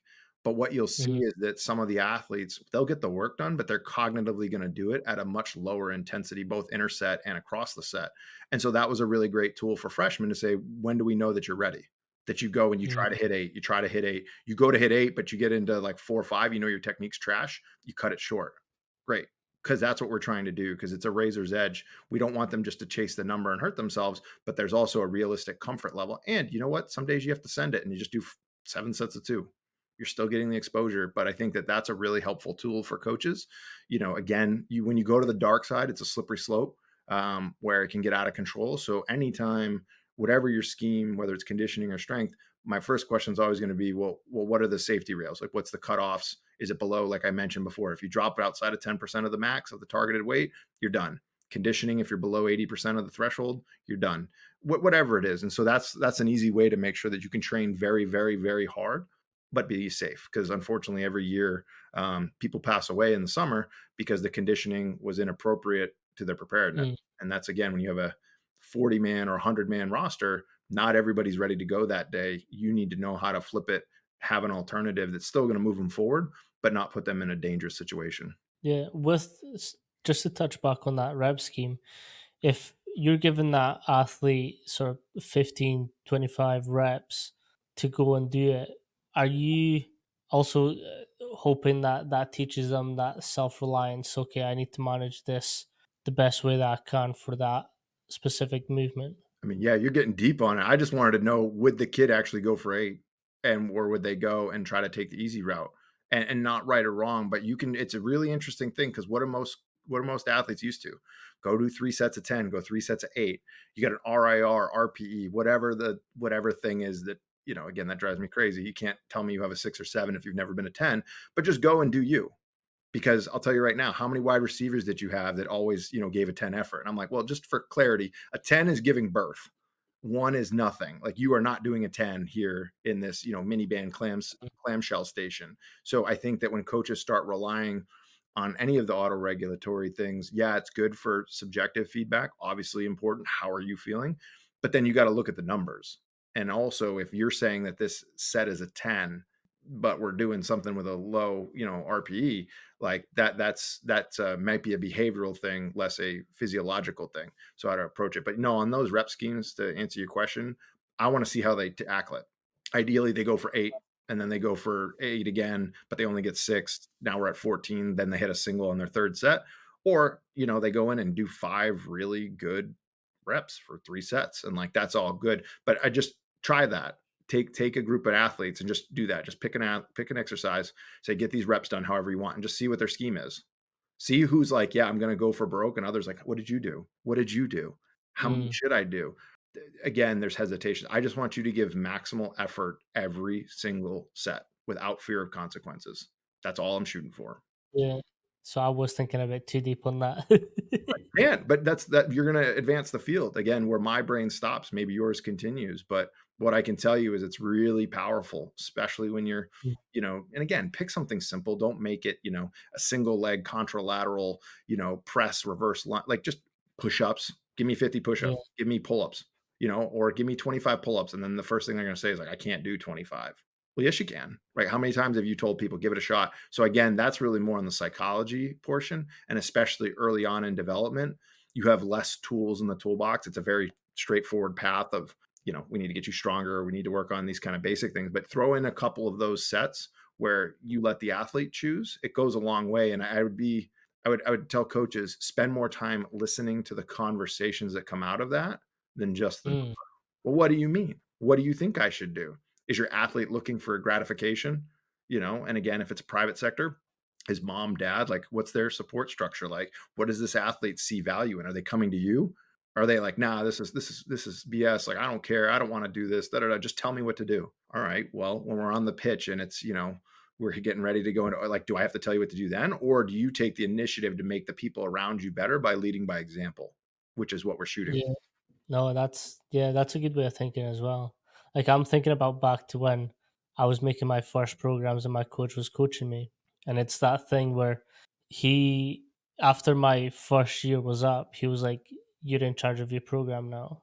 This is the rep schemes that you should go through. This is the rest time. What do you think you need? Create a program for that. And then you're going to do that program. It was trash. It was a trash program. I had power and I think speed, but there was the exact same program for both. Yeah. But like now that I look back at it, I'm like, actually, he was teaching me that self reliance of, okay, you're in charge of your performance too. I'm not going to be out there in the field with you, so you need to do whatever you need to do to win. Yeah. Yeah, and I think what's important is that you say it was trash, but I think that might be one of the most important programs because you've obviously written a lot of programs in your career. Why did you pick that one? Because that was a learning lesson. And we always talk about it's growing pains, not growing funds. So when you go in there, why did you pick that? That's an inflection point in the road of your development. I can't tell you the number of coaches that tell me, oh, I write a great program, this and that. Tell me your best. I still think today, approaching almost 20 years of this, I don't think I've written a great program and I've won championships and I've had MVPs. And I think Yale now has 7 kids in the NFL, which has never happened ever, representing clients, in 3 different professional leagues. But I think the minute that you as a coach go, now I got it figured out, you're falling behind because you can Mm-hmm. always make it better until you write the perfect plan for the perfect day, the perfect mesocycle. You got to be open. I mean, even some of the stuff we've talked today about adding some cognitive, making sure your physical literacy doesn't fall off, and I would challenge anybody, if you think you've got it, hit me up and I'll just ask you some questions the same way that, even to this day, I will write a plan and Dr. Kramer will sit down and just hit me with an absolute barrage of questions. And you're like, I actually don't know what the neural pathways are of the temporal lobe of the da, da, da, da, da, da. And it's like, oh, roger that. I need to get back to work. And so, and that's about staying humble and hungry. The best coaches are humble and hungry. A lot of people are hungry. A lot of people on Instagram that haven't trained a lot of people or done much are very hungry. I applaud their entrepreneurial spirit, but they haven't done anything. And then on the humble side, yeah, great, you won these championships, you did that, but what did you do today? What did you do in the last week? And so you have to stay that blend. And I think the minute that you can't do that, um, step out, shift your role. Because again, especially if you're in a director role, well, you're modeling for your staff what's expected. And again, you always have to be a student of the game. There's just so much research going on right now that you Mm-hmm. can't keep up, even if it was your full-time gig. And then you're going to go coach a 13-year-old and then flip the script and go work with someone who's trying to get ready for selection. Like, you better stay on point and be humble to do that. And then if someone, you tell me these programs that you're talking about now, I got to go think about it when I get off this call. And what can I do? And just understand every day you're moving your career forward or backwards. You don't typically stay the same. I recently did a conference. Well, it was a conference in Italy where I was doing programming and periodization. Again, periodization is a big taboo topic. Yes, Why they're is that great in taboo? Why is that taboo? Talk to me about that. What you guys got on that side of the pond? Talk to me about that. So again, I've got American experience, and this is where I got my views from. So periodization, you can there's a lot that can go wrong within a season for it to not work. So periodization is great in theory, but it doesn't always. You can't always have a 3 month block for your preseason that you work through power, strength, hypertrophy, all that stuff. Like athletes might not be able to come in. Again, at the elite level, it's a little bit different, but there's a lot of variables that can happen for it to not go according to your plan. So you're defining periodization as the blocks. Yes. Yeah, I'm right there with you. And again, anybody that wants to argue with us, man, just hey, go to your local hospital and find out what block of medical care they're giving. And the best way to Mhm, think about it, and again, whether it's coaches I'm with or whether it's the, you know, young interns, go to a hospital and just see what comes through the door. Because that's the highest level. That's the highest level. Is it? And again, diagnostic tools are my eyes. It's my mhm, conversations. Now, I'm lucky. I can throw you on a qualysis. I can throw you on a force plate. I can go talk to a research expert at Harvard. I can do a lot, and that's why it's the research center. On the private side, I can make a phone call, find a doctor here, there, right? But it's still the whole thing is all you know is what's in your toolbox as a practitioner. Someone's in front of you. They need to train today. Can you pick the most appropriate? And that's where flexible nonlinear, and I think mhm, we've talked about this, that is, there's a reason why it's 20 to 30% increases in performance compared to traditional blocks, is because it takes into account, yes, on this mesocycle, we need power. Yes, in this mesocycle, we have these three things. So I'm going to ask, what's my structural thing? What's my electrical thing? What's my biochemical thing? Three things. And we can't be perfect. These are the three areas in the composite that we need to develop. Okay, you came in Monday. You were hungover. Can't do my strength day. Roger that. Coming in Tuesday. Okay, what do I got? Now, collectively, what does that week look like? What did I do that week towards those three goals? And, not uncommon at Yale, we'd walk up to our iPads, team builders loaded. We would have 27, 26 workouts in the toolbox ready to go. You are a defensive lineman. You just got called up. Normally Thursday's your power day, but now you're playing on Saturday. We have to pivot and move. What do we do? And then we would, at the end of the season, make a pie chart, and you would see across 120 guys, same football team, same season, not a single one of the pie charts look the same. And that's kind of when we talk about the individualization and periodization, can be in the form of a block. But when I talk with students, it's what is the diagnostic tool you're using that day in the programs you have right now to make the best training plan for the individual in front of you. And understanding that, again, three people come in, three different plans, three different approaches. mhm, But the periodization, it's a coordinated effort because it also can't be random, because mhm. the novice athlete, Uh, yeah, the novice athlete can recover within 24 hours. So can a novice athlete squat? So you have 14, 50-year-old, can they squat? Yeah, they squat every day, Monday, Wednesday, Friday, because they're doing the bar, 20 kilos, 23 kilos, 26, whatever. They start building it up. Now, at an intermediate level, it's what was the load on the week. So now, can you squat every day? Probably not, right? Maybe you change up the angle, front squat, back squat, transformer, kabuki, flywheel, whatever, figure it out. And then we look at that week. And then the advanced athlete is, what did we do in the month? And there's a book that Greg Half just put out that's incredible, talking about periodization, where we all know that the Cellier principle, right? The gas principle, we apply a stimulus, it goes down, come up. Well, I love the visual that he has in his model where it's not one line, it's like 4 or 5 lines. And I would argue that there's probably even more. So what's the psychological line? What's the biochemical line? What's the strength line? What's the mobility line? What's the nutrition? How deep do you want to go? And then, as we are here today, what is the thing that we can make the biggest change on? And that's the way I try to coach coaches on, to realize that there's so many levels to the game that, again, just being complacent with, yeah, a 3-week block. Well, in 4 weeks, I'm going to add volume. Okay. What's their nutrition like? Well, that's not my department. Well, do you have a DEXA plan scanned? No. Well, we don't have, that's not okay. So how are you know? So volume is not a training outcome, in the sense that that's what if I get to blank volume, I know my sport. We use volume as a proxy for either work capacity, training density, or metabolic, conditioning. But in all phases, you can measure that. So if you don't have a tool in place and you're just saying volume for volume, you get a lot of trash reps. You're kind of in the mhm. dead zone. So that's where, again, you're going to write bad plans. Boyd used to say this all the time. Just write them once, please. Just write them once. Don't just keep rehashing the wheel, that you're programmed with a capital P. If they had been more committed, if they had nutrition, no, that's on you. Sometimes you get an athlete where they can only do 3x5 hugs because psychologically they're not committed to the process. But you just saying, yep, we're going to throw in a giant metabolic complex. We're going to get them mentally right. No, you're not. You're going to break down and have more issues. So again, being open to that, and asking from the team, what do they see from their perspective, is super important. What was that book called? I think. So I believe it's Advanced Periodization, coming out from Human Kinetics, the blue front. It's got some blocks on it, but he talks about it. But I love that visual, because that really clicked for me, because we always think about, okay, stimulus, and then response, and it should look like a staircase going up. But yeah, once you see that, you have multiple lines, now you have to represent and account for them. It becomes a little more complicated. How many times have you seen athletes get really, really strong in the weight room, but their life is falling apart on the outside? Mhm. Tell me that's not part of performance. And again, more so for student athletes where they're also going through stress academically. And then how can we manage both as coaches as well? Stress meets stress. That's a recipe for disaster. So how can we again taper off a little bit so that they can go through their exam season, go through their hand-ins and all that stuff? It's very complex in the way that we have to think about not just what we do, but what they do over a day, week, month, year. Yeah.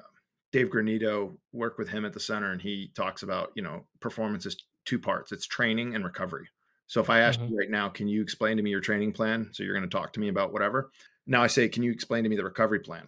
Do you have a recovery workout? Do you know when he's floating? Do you know when she's doing her near infrared bed? Do you know when she's doing any of kind of the acoustic training? Do you know what her latency is to go to bed? Are you measuring his HRV? Are you using Endel soundscapes where it's AI using your heart rate to actually use acoustic Hmm. waves to put you into deep sleep? I mean, how deep do you want to go in performance? And again, to me, I just every day I'm like, man, I got to do better. I got to do better because now suddenly the expectation is, yes, I want to see your 4-day training block this week with multiple levels of flexible nonlinear tools in the toolbox. But then on the flip side, I want you to be able to explain to me their nutrition. I want you to explain to me their recovery. Because to your point, there's no such thing as overtraining. There's under recovering. That's Hmm. again, that's where they will go. And again, the balance is a lot of the finals or championships happen in really inconvenient times. Number of times 100%. kids would come in with 2.5 hours of sleep, and like, we got to go. Like, the tournament's here this weekend. It doesn't matter whether you're feeling crappy, but that I like thinking back to what you said about the dark side. You're not in control. If you need to have a perfect HRV, a perfect sleep score, a perfect lift, perfect nutrition to have perfect performance, you're not an athlete. That's just not the way it goes. We are constantly getting hit from every angle of disruptors to be able to say, oh, it's got to be, in a theoretical vacuum. And that's what the researchers 100%. don't understand too. They'll tell us things and you and I'll be like, yeah, that's no, it's Matt drill season. That's not how that's going to work. That's no. 100%.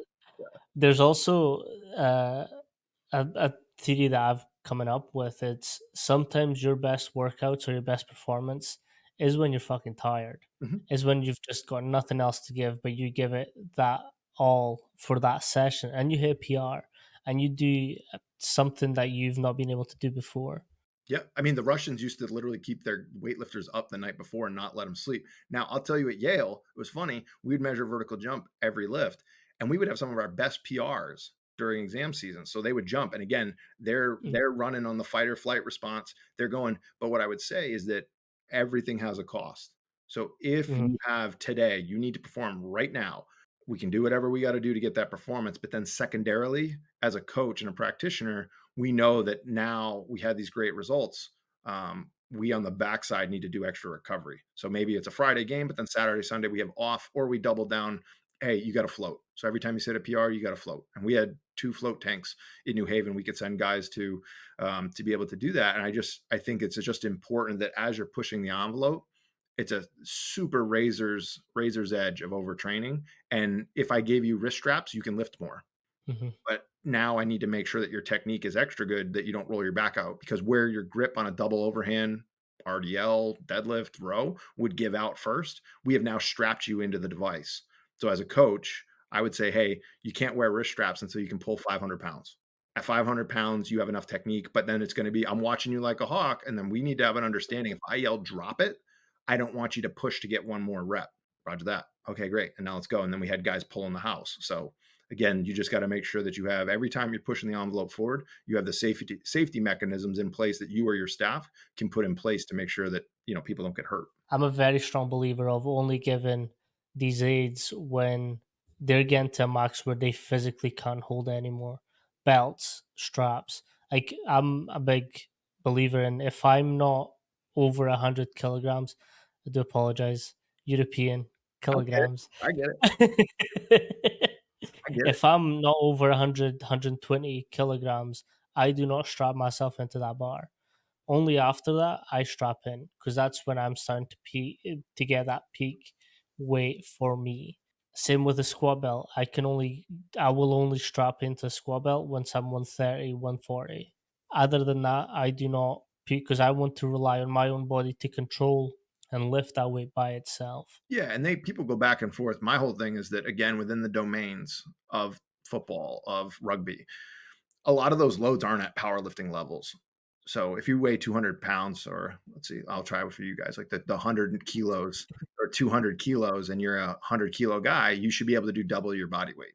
Now, Hmm. if you can't, injury, pass, whatever, those are one off. But as a general rule, I mean, Mother Nature's pretty smart. Like if your hands can't pick it up, you shouldn't lift it, because you think about muscles, nervous system, like I touch the fire, it's hot, I take my hand out, that's quick reacting. Muscles, oh, we keep lifting this thing, let's get bigger in cross-sectional area. Tendons, ligaments, and bones, they're like the grumpy uncles that like want to take a while, they're like questioning whether you should do this. Those things take a while. So if you get into a situation where some of the subsystems aren't ready, yeah, fine, but you then need to watch them like a hawk, because Mm, again, we're reaching now levels that otherwise your system wouldn't be able to lift. You just have to do it with care. agree, agree. Going back to the cognitive training, and this is something that I'm finding really fascinating right now. What is your take on cognitive training, and how should it be applied throughout, again, preseason, in season, and then postseason? Yeah, you can quote me on it. Cognitive training will be the future, and um, cognitive training isn't doing a bunch of silly games. It's understanding the different levels and processes of both how you receive information. So I see it, I hear it. I'm speaking in English. If you started speaking to me in Portuguese right now, I hear you, but I don't know what actions need to be done. Then we go Hmm. into a decision tree of, oh, is it this play or that? So how many times have you coached someone and what were you thinking? They didn't. They froze up. They locked up. So that pathway can be trained. Multi-object tracking can be trained. Reading. Think about if you read faster. Well, that's the same thing with extraction of information. Where we're at right now, how you take in information. So what's that speed is one thing. But then also, I mean, why are seniors better than and juniors better? Because they have more reps. They've gone through the Bayesian logic tree more frequently. And you know who the best are? The coaches, because they've got tons Hmm. of experience. But what do they lack? They lack the physical capacity to make the cut. So you really kind of have these three domains of taking information in, like, do you need glasses? Secondarily, are you listening? Are you focusing? And then in that middle group of, okay, when this happens, this is what I do. Now, if I'm looking at a hole or I'm at the scrum, there's visual information there. But what happens before the match? The coach talks to you what the plan is, the strategy. So like right now, if I asked you, what did you have for breakfast this morning? Could you tell me? Probably. Smoothie. Yeah. If I asked you, what did you have 3 weeks ago for lunch? Can you tell me? And you that you did it, it's not important. And so not important memories, especially for learning, teaching, and knowledge transfer, that's where I think the hang up is. And especially the way that sports are, this new offense, this new scheme, this new skill. Well, you have to do the skill, and maybe you're not strong enough yet. So now you go to the weight room. But then there's going to be an intersection where you need to do it if this situation happens, and that can also be measured. And so right now, we don't think anything about having a protein shake after a workout, right? Like that's you can work out and take one or not. It's not the end of the world, but certainly same training plan, same individual, same everything, but you give nutrition post workout, there's a different adaptation. Hmm. Cognitive the same way. And I think it's just really incredible, especially memory. When you mess up in a game, is it because you failed, because you didn't do right? Are you ruminating? Are you keep thinking about it? Or can you move on? There's a lot of research. So, specifically out of New Haven, where they looked at basically the neurotransmitter cells, neuropeptide Y. Tinda Civic did some research, her PhD was in that. So, in SEER school, how do you handle stress and trauma? Well, we know that people have this neuropeptide. They're elite performers. They're more resilient. I don't know. If I fail a bench press, I don't think it's the end of the world. If I go and have a big event, I'm not even thinking about that. I'm thinking about this one individual that I need to take care of. At my position group. How your mindset is a combination of the psychology, but then also the neurobiology. And what we Hmm. don't know is it's selected. Is it because of trauma when they were younger? We don't know, but it's really interesting. So when I see coaches coaching, I'm not watching what they're saying. I'm seeing how the kid responds. And just cognitive behavioral therapy is a real thing. How you frame it. Did you fail or did you learn? Because I'll tell any pro athlete, the only options we have every day is to win or learn. Mhm. Don't give me any of the poor me stuff. Don't give me any of the sad stuff. Oh, especially baseball, you can fail 60% of the time and you go to the Hall of Fame. In some occupations, if you fail once, people die. So, again, what is your reference frame? And I would encourage coaches to try to build that athlete mindset of win or learn, win or learn. Did you fail on that back squat or did you give a maximal effort and appropriately bail out of the set? Did you win or learn when it came to your nutrition because you had a muffin and pizza for breakfast and then you didn't perform in your lift? It wasn't the rep scheme, it was that you didn't prepare for it. And I think that's again where the cognitive side, it kind of blends, but for sure, processing speed. So PVT tests, you can buy apps. What is your reaction time? See the dot, tap the dot, see the dot, tap the dot. Auditorily, hey, I want you to click the button every time you hear a vowel. So Mm. it's like B, C, A, 4, E, T, and see how many of those you miss. Because again, we're just signal processing machines. And when we have to recall things in high stress, that's where I've really seen separating the pros. That deck of cards, I told you that's a really easy one to implement and see that people fall apart. I've been speaking to the CEO of Technology, and it's this app that you can get on your phone. And he works a lot with a guy who's been on the podcast, Peter, and he's more into motorsports. And the way he uses it, it's like he does conditioning sessions, but then he has someone tap along on a device during the break, and then they go again. Then they perform those tasks again. What is your take on the technology that's out there, and how is it applicable to real life situations? Yeah, well, first off, one, familiar with Soma, that's a great example of using technology, but not every coach has access to it. Every coach has a whiteboard, every coach has a deck of cards. But what they're talking about in their platform, and if anyone's not familiar, you'd have an app and you can assign program, just like we assign a workout, you can assign a cognitive workout. So that's cool, like if you can do it. And I think there's definitely merit. But what we need to understand is if I gave you an athlete and I said, can you make them stronger? Is that a true statement or is that just like a feeling and a belief? Mm, Say like you would with high confidence, if I give you a high school athlete and say, hey Manny, make them stronger, you would be like, yeah, I can do that. It's not a feeling. You can actually 100%. weight on Yeah. the bar, you can measure force. But now cognitively, the speed and decision making, if I asked you, I want you to speed up their cognitive processing, right now the field isn't very sure whether it's like hokey or if it to me the PVT is an example that the psychomotor vigilance test is no different than a 1 RM back squat. If you're above 300 milliseconds, you are slow. I think legally drunk reaction time is like 420 milliseconds.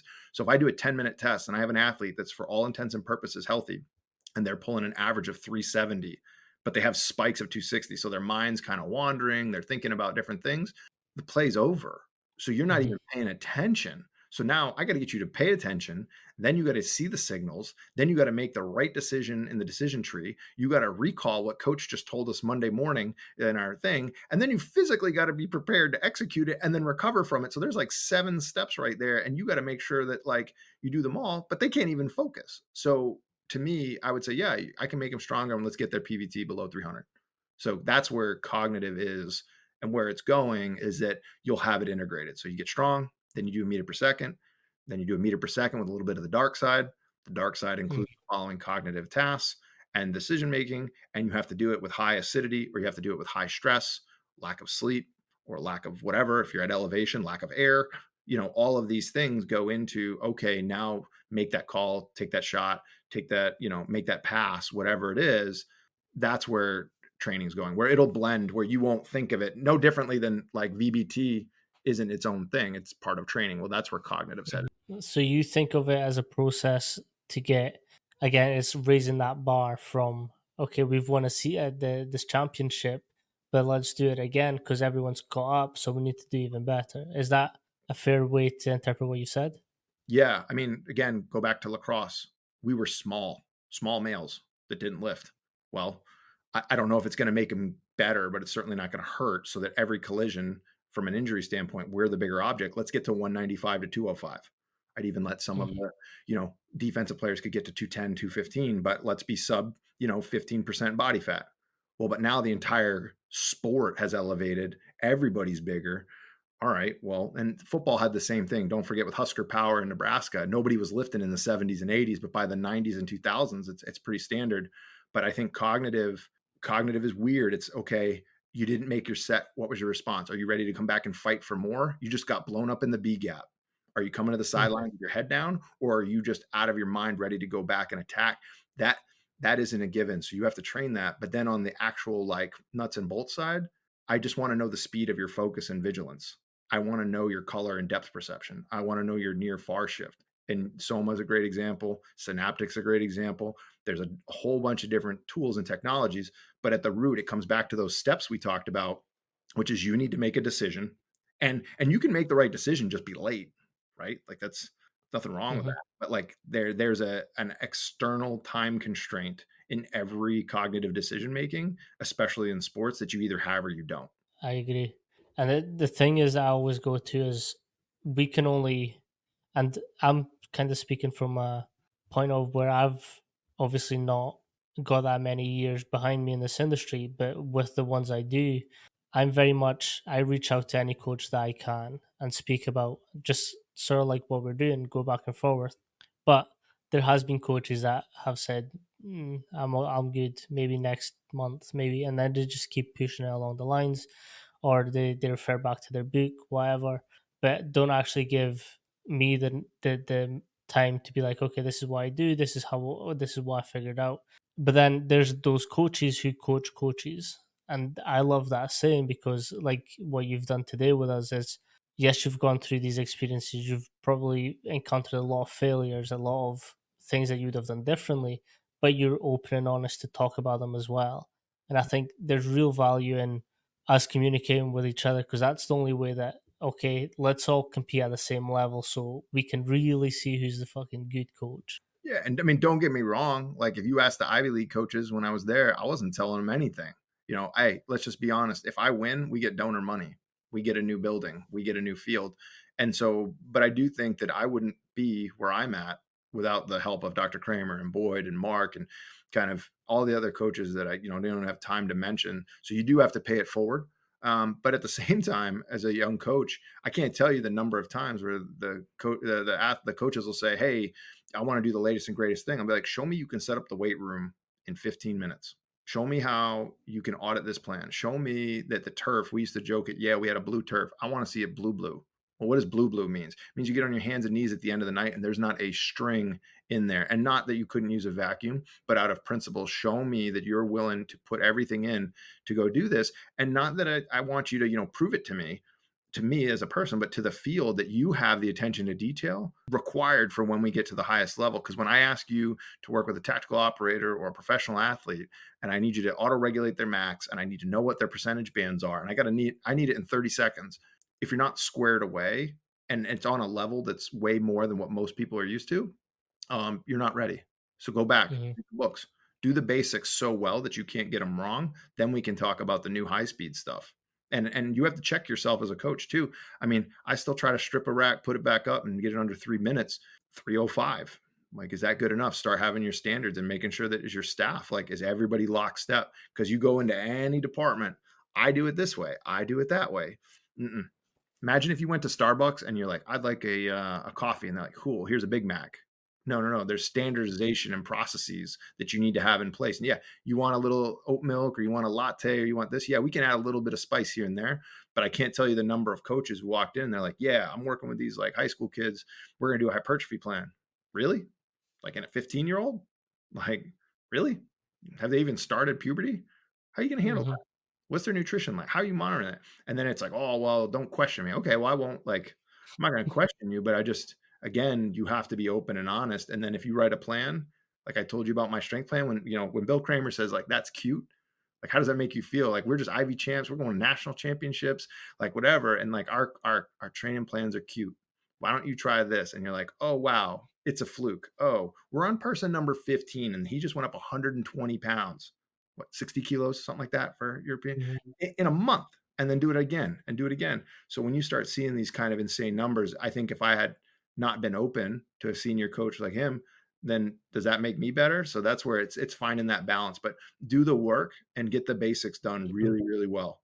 And then just The fundamentals are the fundamentals. Yeah. You like if you've got those nailed, like there's not a program that could be wrong. Like it can be wrong, but like going back to the conference in Italy, the the people there were scared to pick my program apart, and I was like, "Don't be fucking scared! Like I've picked it apart." And then I started going through my role, like my faults with that program. And they're like, "You do that?" I was like, "Yeah, like I can only be as best as my last program, and if that was shit, what can I do better this time?" And I think, like, you bring up the point of right and wrong. So that's pretty binary of it's good or it's bad. What I would say, just like medicine, there's degrees of optimal. Mm, Was that the optimal program? And you can get a young coach and they'll be like, yeah, I did this rep scheme. Like, yeah, sure, your workout is optimal. What was their recovery like? Oh, that's not my department. What was their nutrition like? Oh, that's not my. I thought you were the performance coach. So you're just like the weight coach. You just write the weights and mm, the running. So okay, now let's unpack that and start to go. And that's where really you should be striving every time. There's going to be some good in some program, and there's going to be some less good, or there's going to be things that needed to be marinated a little bit longer before you installed it. So what did you learn? But that's to me, still to this day, as Kobe Bryant talked about, like in his career, he loved the sound of the swish. I love the sound when the 45 clicks on and the collars go on and it's on. And then we have an hour. And then at the end, this is what we thought we were going to do. This is what we actually did. What was the change? They're coming in the next day. All right, did we win the day or not? Versus just, mm. yeah, I know I ran my block. I'm doing a GPP block. You know how many people are stuck in GPP land forever? Like, well, at some point we got to play the season. At some point we got to get underway. And so if you don't know where you're going, how do you measure it? How do you know when to change? And so again, I've been spoiled kind of in my approach towards it. But I would just say is that everybody's different. But I still go back to I teach the low bar back squat the same way I did 20 years ago because that's exactly how I've done it, and everybody gets the same results. Then we teach them the high bar, then we teach them the front squat, maybe show them a safety bar. Now we're going to talk about Olympic lifting. We're going to talk about landing. So it's okay to have your kind of go-to staples and then be open to kind of tweaking the, stuff at the end. Yeah, that's an interesting. I've never heard a coach talk about low bar squat before high bar squat. Is there a reason for that? It works. Like you take any athlete and you put them in there and you change the angle of the moment arm. And I would say that, I remember in college picking up starting strength and practical programming and reading it. And it was weird, right? And you go to do it. And I did it myself. You mentioned yourself, you went and tried the low bar and look at power lifters. They're in suit and kitted up. Well, it's an easy way to develop bilateral strength. They go down, they go up. Okay, great. Well, have you ever tried to jump in a low bar? It doesn't really work so well. So you're going to have to change it. And so then we're also then going to do a front squat. But all of those are variants of what position can you put the bar on your back to move the most amount of weight? Just force. And it's funny, was it 2 years ago? I went to the starting strength beginner coach seminar, and I went in, and there was some young coach, and she was so excited to coach me up and show me all the things I was doing wrong. I went with it; it was fine. But even still, when Mark Ripto came over, and he's like, "Try this," and I still remember the coaching cue. He just put his foot down and act as a block. So that was kinesthetic feedback. He's like, "Make your foot touch my foot." Bang. Oh, instead of turn your toes out, he's like, "Touch here." Great. Boom. Go in. And so we go to do that. And so even now, there's ways I can teach it better. But you go walk into any weight room I'm in, and I think right now I have 3 15-year-old kids that all squat body weight. They've been training with us for less than 4 months. Again, Nice. 14, 15 years old. Now, will we continue that forever? No, now we need to shift into the Olympic lifting, but we've been doing drop catches. We've been doing medicine ball stuff. But think about what my kids look like when they walk on the field and they can do 10 pull-ups, they can squat their body weight, and they're playing against other 15-year-olds that can't tie their shoe. They don't have the motor coordination, but they also haven't been training 4 days a week locked in. I mean, just being an organized 14-year-old makes you stronger. Being an organized Hmm. 10-year-old makes you stronger. So that's why, again, the low bar, the overhead press, the RDL, those kind of basic concepts, I keep it super simple. But knowing that we're going to open those gateways as we get stronger, because everything you do is a percent of your maximum. And just knowing when to flip those switches is what's important. I agree. There's a speaking of an organization. There's an athlete. He's a field hockey athlete, and he has like his schedule is like I looked at his schedule, and it's like from this time to this time school, from this time to this time training. Like he's got everything on his phone diary, and I was like, that is organized. And he was like, yeah, like I think with everything that I've got going on, I need this. And I was like, okay. But then when we get to his lifting, he's strong as hell. We've actually got a joke. So he is strong as hell, and he is a very good lifter, but he thinks too much. Like he's just constantly in his head. And we've gone to the point where now we're making jokes that he can only lift if I'm there because I make him not think. Yeah. And it's that thing of like he's just so much on like I need this breath, and then goes. But then he'll overthink and he'll miss a step. So I'm just like cue. So Yeah, explode. get him in the cognitive zone, give him randomized stuff. And I think that's a great example of where no doubt person's probably stronger than most in the age bracket. Um, Yeah, that is not he's going to be a limit. 16. 16, perfect. Okay, great. So here you go. Your heart rate one that you talked about before. Hey, you're going to go when this heart rate tells you not you're not in control. And why that's important is that that's a psychology thing because he Hmm. finds comfort in routine and structure. But what happens when you go and it's raining and I wasn't prepared for that, or the excuses will start to be, but I didn't get my warm up in, I didn't do my clamshells and my squat mini bands monster walks, I didn't. No, just go. And again, your results on the field is going to be a combination of the last 6 months of what you've done. The hay's in the barn, go execute. And so that would be a good case study where I would say, let's start experimenting with something out of control. Hey, you're going Hmm. to do this. If you remember the cards, you're going to do 5 reps. If you don't remember the cards, you're going to do 6. And by the way, we're going to do this in real time off your heart rate, and let's go. So he doesn't know how long the rest is going to be, and he doesn't know what the card breakdown is going to be, and then you just track that until they reach the point where they're just like, I'm just going to go. Coach Manny, what do I need to do? Let's just roll. And that's what you're hoping for. And take that time. Think about stairs. You've gotten him very strong, so the stair has gone up. But now, as we're kind of on the rise and the run, what do we need to do here? While we're on the run here, let's get some of this cognitive stuff cleaned up. Let's start hitting multiple angles. Start giving him new kind of stimulus. You can do that and park him there for 4 to 6 weeks, and then 100%. start to bring them up. Agree. Agree. And it's that constant feedback loop where, okay, he's progressing, cool. Let's think about the next steps. And I think again, going back to periodization, it's good in theory, but you also need to be reactive to what is actually happening in his life as well. Yeah, and I mean, again, I'm with you.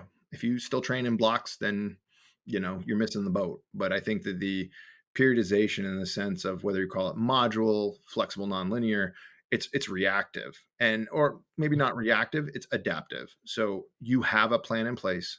If my force plate numbers are here, if my HRV is there, if my subjective score is here, if my acute workload, whatever the things you're using, your KPIs, but what's the best workout for the athlete in front of you?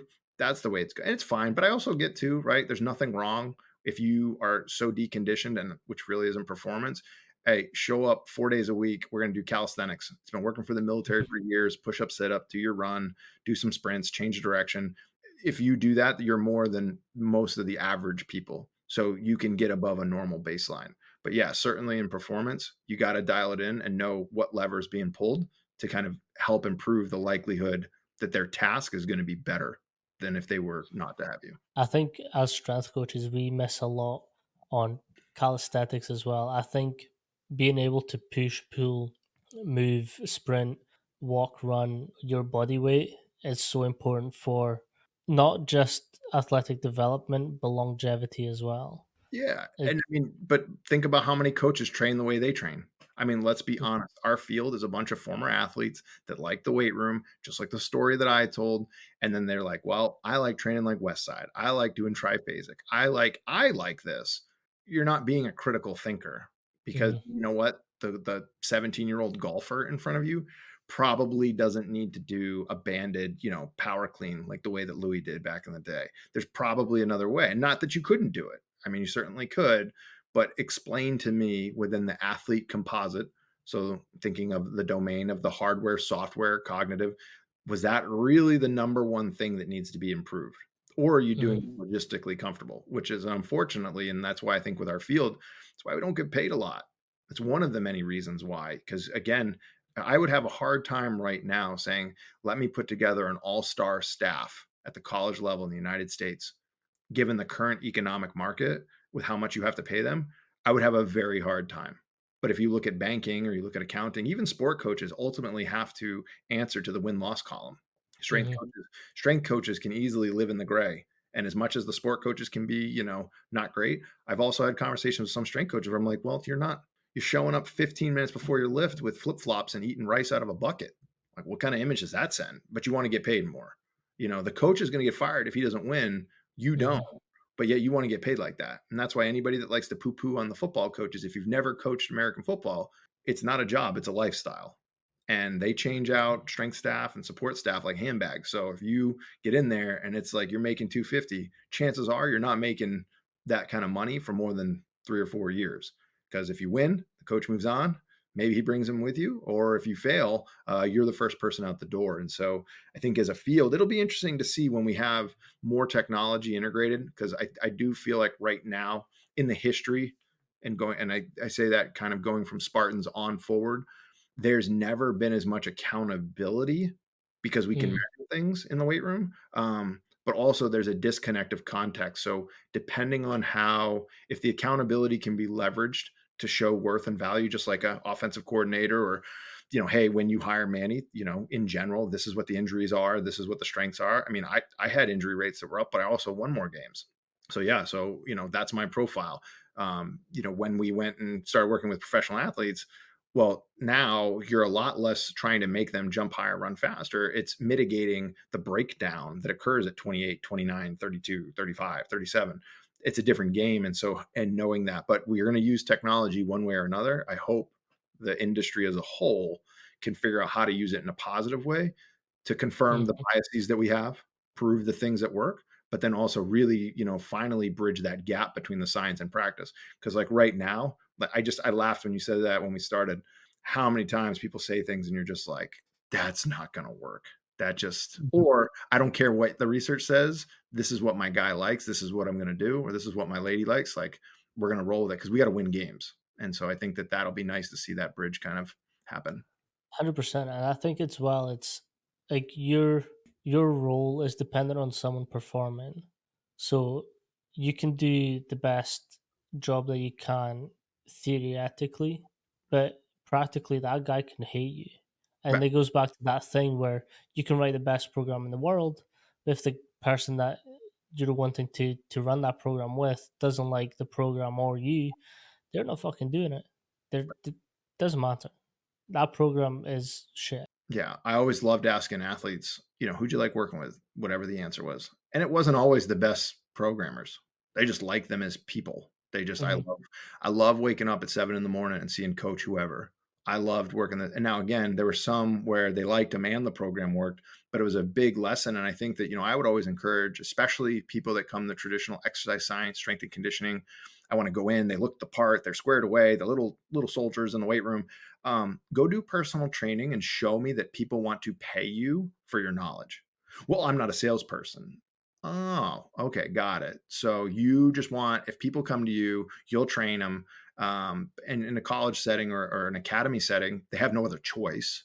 Like, Mhm. so again, now you're basically just a glorified parent. You're going to tell them what to do. And again, depending on their level of enthusiasm, they'll give an effort. But I want to see that people will pay you for your knowledge, right? Makes sense.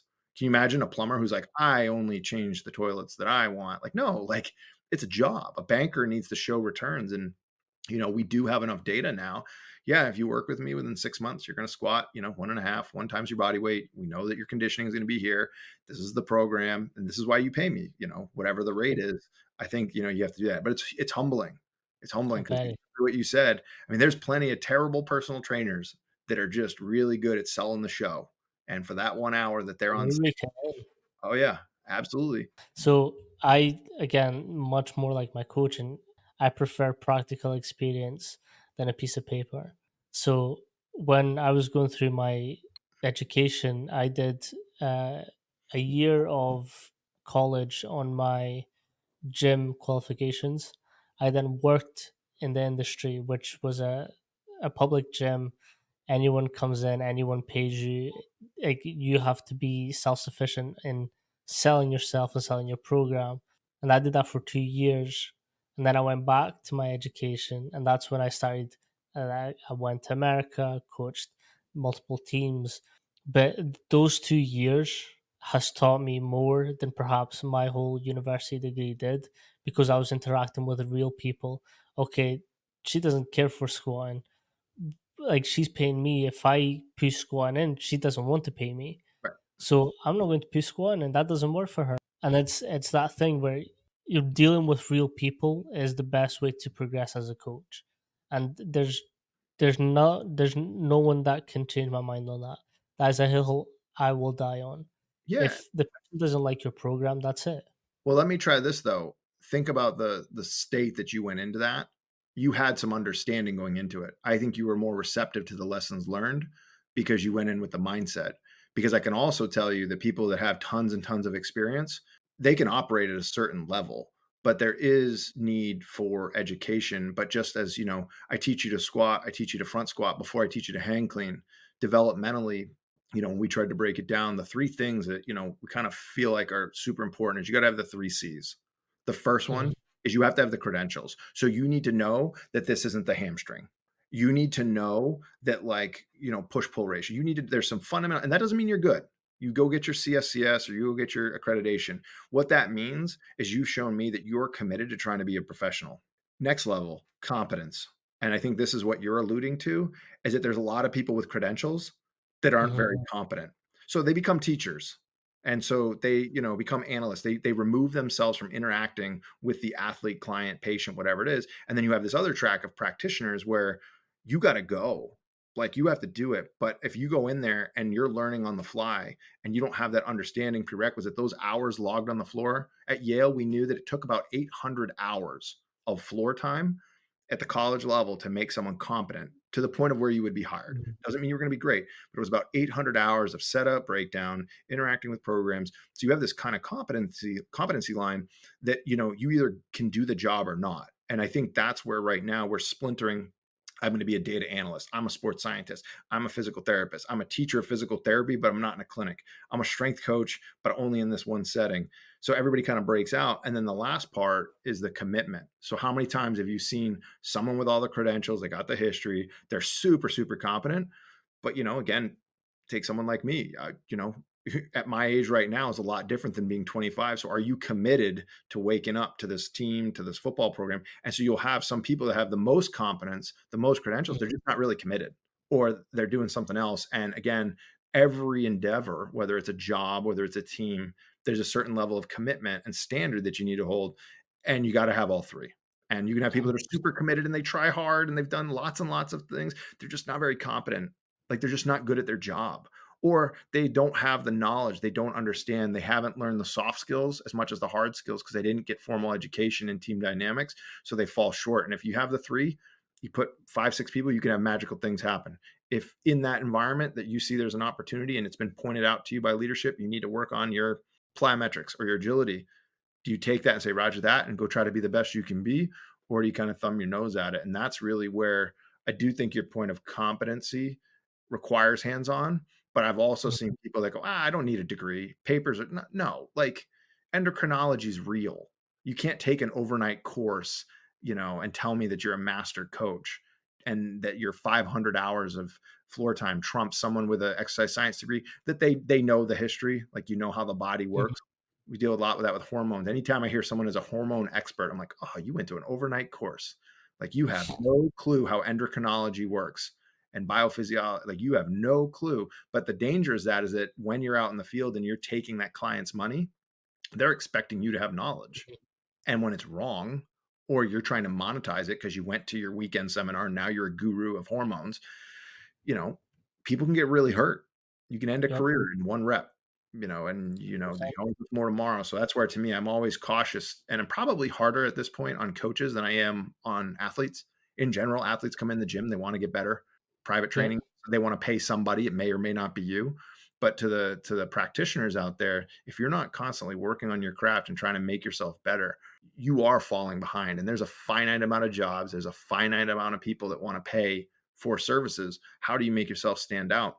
It's a never ending battle. I agree. I think this industry does really good at weeding some people out with the amount of unpaid work that you have to do.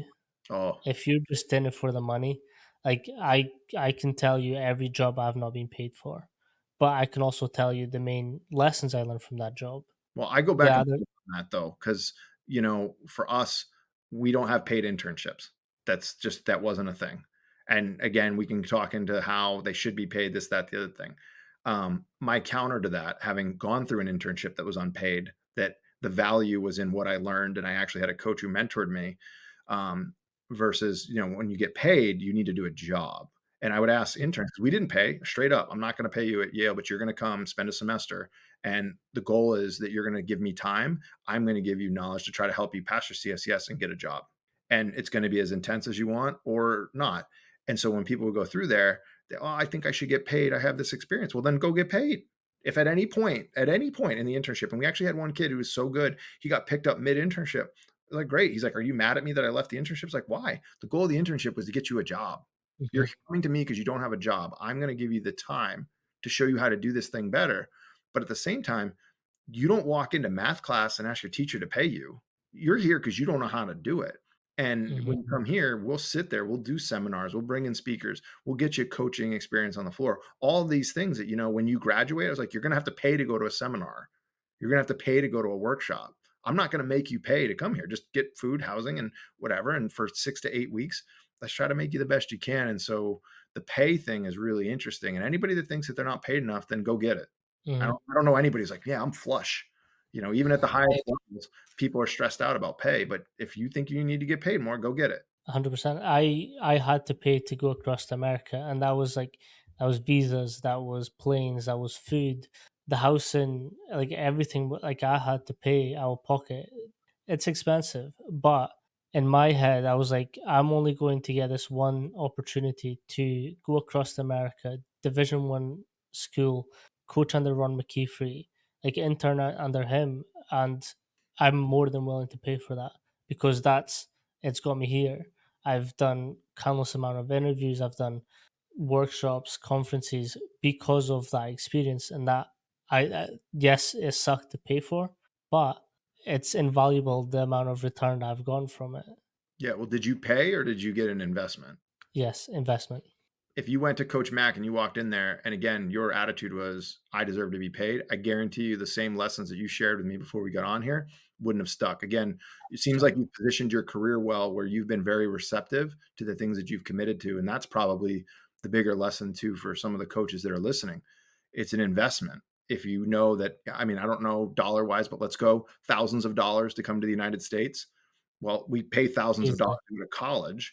Well, what was an investment? And then I bet you right now, if you emailed Coach Mack, would he get back to you? Oh, So I've got his number.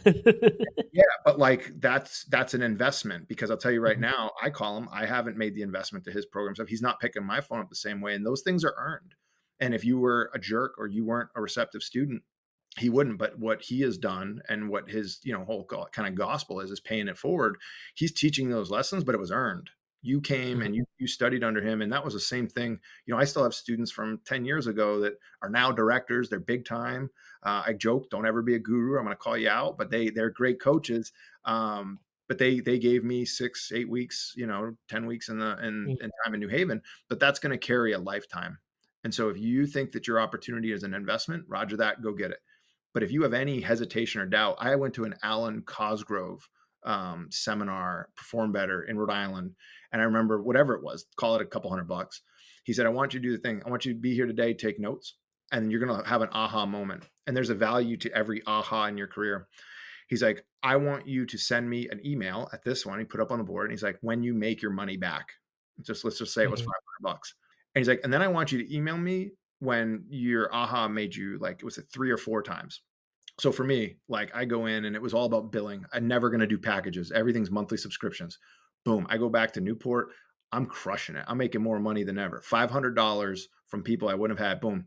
Coach Cosgrove, $500. A couple weeks later, now it's exponentially going. Again, aha moment. So that's an important thing for people to know, is that just because you didn't make money in the moment, that might be an aha that you integrate into your practice. You've probably forgotten most of the stuff that Coach Mack gave you back in the day, but it created a platform for you to now learn even more stuff, to be even more I receptive. can't Say again. with packing. I can't find it, but there's usually a black notebook of all the lessons I've learned from Coach Mac. Every time he would speak, I would just write. I would look at them and just write because I knew that that was going to be something that I needed Yeah. in the future as well. But think about what you said. You have a notebook, but right now, in front of everybody on the show, what are the top three things in Top your three brain? things. You're going to think right now. You just look to the side. So now you're starting to think. You're going into your cognitive recall, and there's going to be two or three things, not to devalue the others. That's why you have to go back and reread. Mm, That's learning. Learning is different than education. Learning and training. Oh, great. Everybody should write a periodized program. Cool. That's education. Well, learning is how am I going to put this in the real world? But like you just did, I mentioned Coach Mack. Your eyes go to the side. You start thinking about it, and I bet you, if that black book was behind you, you'd be like, "Wait, let me pick the one or two things," because mhm, that's really what mentorship is. And we are probably closer to apprenticeships at this point, where it's not about just going and spending 6 months at mhm, UW. It's what did you learn, and just like a master electrician or welder, you have to build those things. And again, you probably have learned more from him after the internship than mhm. you just in that moment. But it's all grown off your base relationship that you started when you made the investment in yourself and your career. 100%. And that's well, it's like I think it's like you touched on, it's all about the mentality that you go into it as well. I had 6 to 8 weeks to do the best I can, but I went in with the mentality of I've got 6 to 8 weeks to let them know who I am. And the first, so Coach Mac introduces everyone and it's like, okay, round the table, you're going to tell me what you aim to achieve in here and what your goal is. When it came to me, I gave them my elevator pitch and I was like, I'm here to make your job easier. That was it.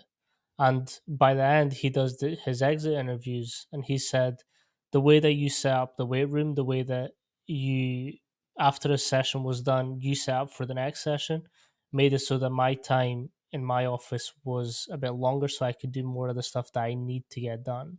And it goes back to that. His recall on things as well is very important because it teaches me, okay, you did that really well, continue that. And Yeah. like this podcast started because of him. During that exit interview, he was like, I want you to start a podcast. I want you to speak to as many coaches, as many professionals as possible from that.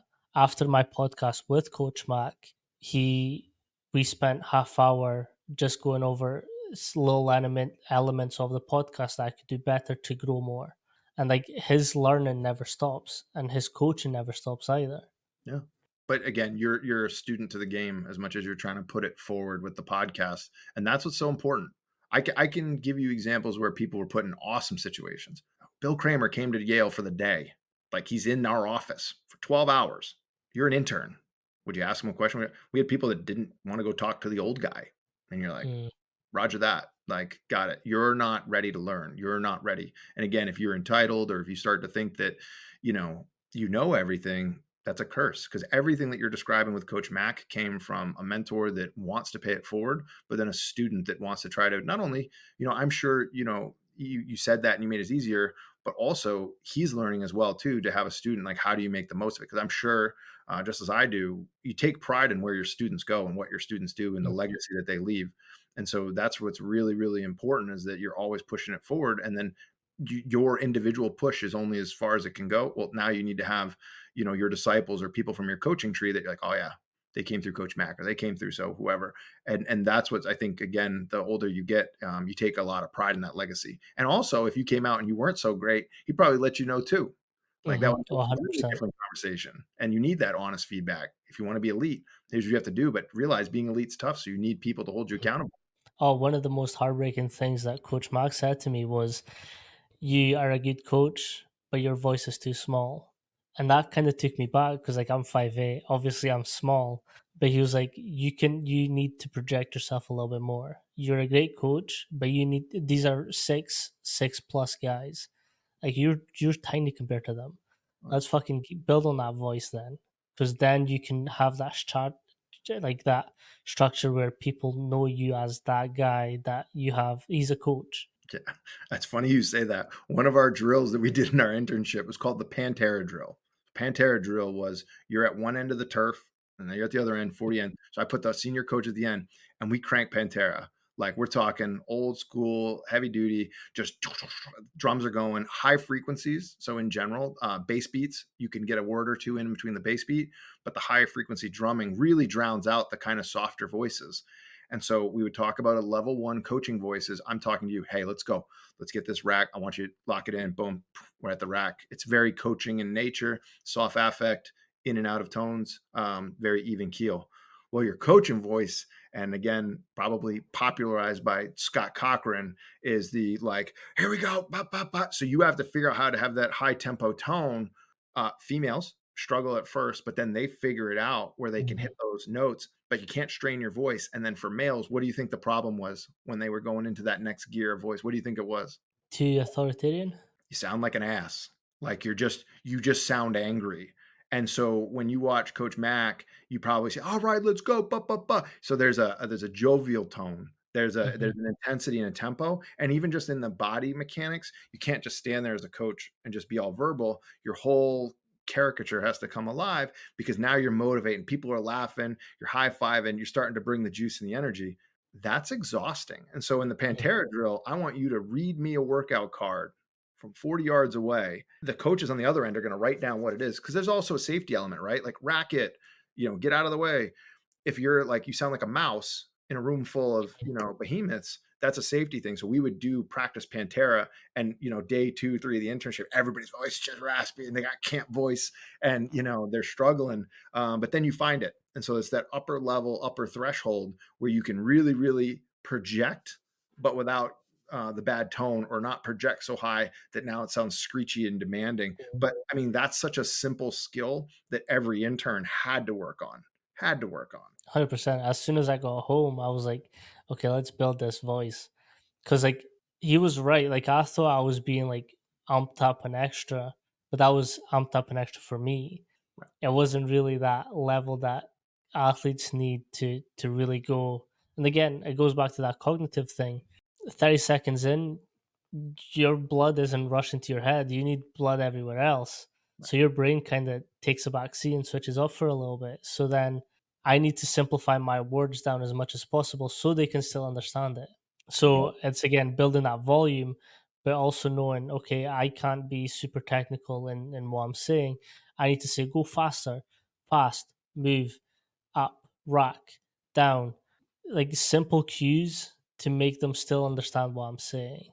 Yeah. And yeah, that's fascinating to me. Yeah, and even just think about everything you said, up, rack, down, having things end in consonants makes it Hmm. punch through the air a little bit easier.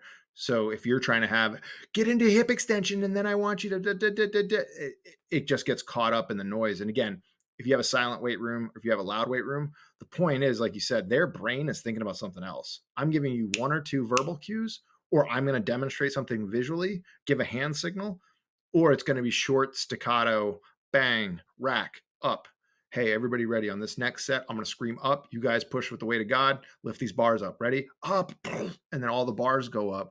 So figuring Hmm. that out. But that takes time. And Coach Matt gave you that platform to practice, but then also go back and find your own. And I think being genuine, I mean, again, Hmm. every coach has a different style. I never thought I was a screamer and yeller. I've been told I'm pretty intense. Um, but like I think I'm pretty approachable. Come on, like let's get after it. But understanding when you see me coach, say women's golf is going to be different than football, and making sure that you have multiple hats. A lot of Hmm. coaches, we had one guy from like Texas, and he was like, "Let's go clam shells." It's like read the room, like love it, love the enthusiasm. Got it. But like, hey, let's warm up into it. Oh, okay. Do you think it was a little much? I was trying to bring the energy. You did. Just like we're warming up. So like, and then so then you move them into the appropriate sections. So it's great. But I think the biggest thing is show me the caricature or the coaching style, coaching hat where I can walk in and your athletes love working with you. Hmm. That's the thing too. That doesn't take any time. Like people, you can in your career, it might take you 5, 10 years, but if you have good soft skills, I can't wait to come see Coach Manny.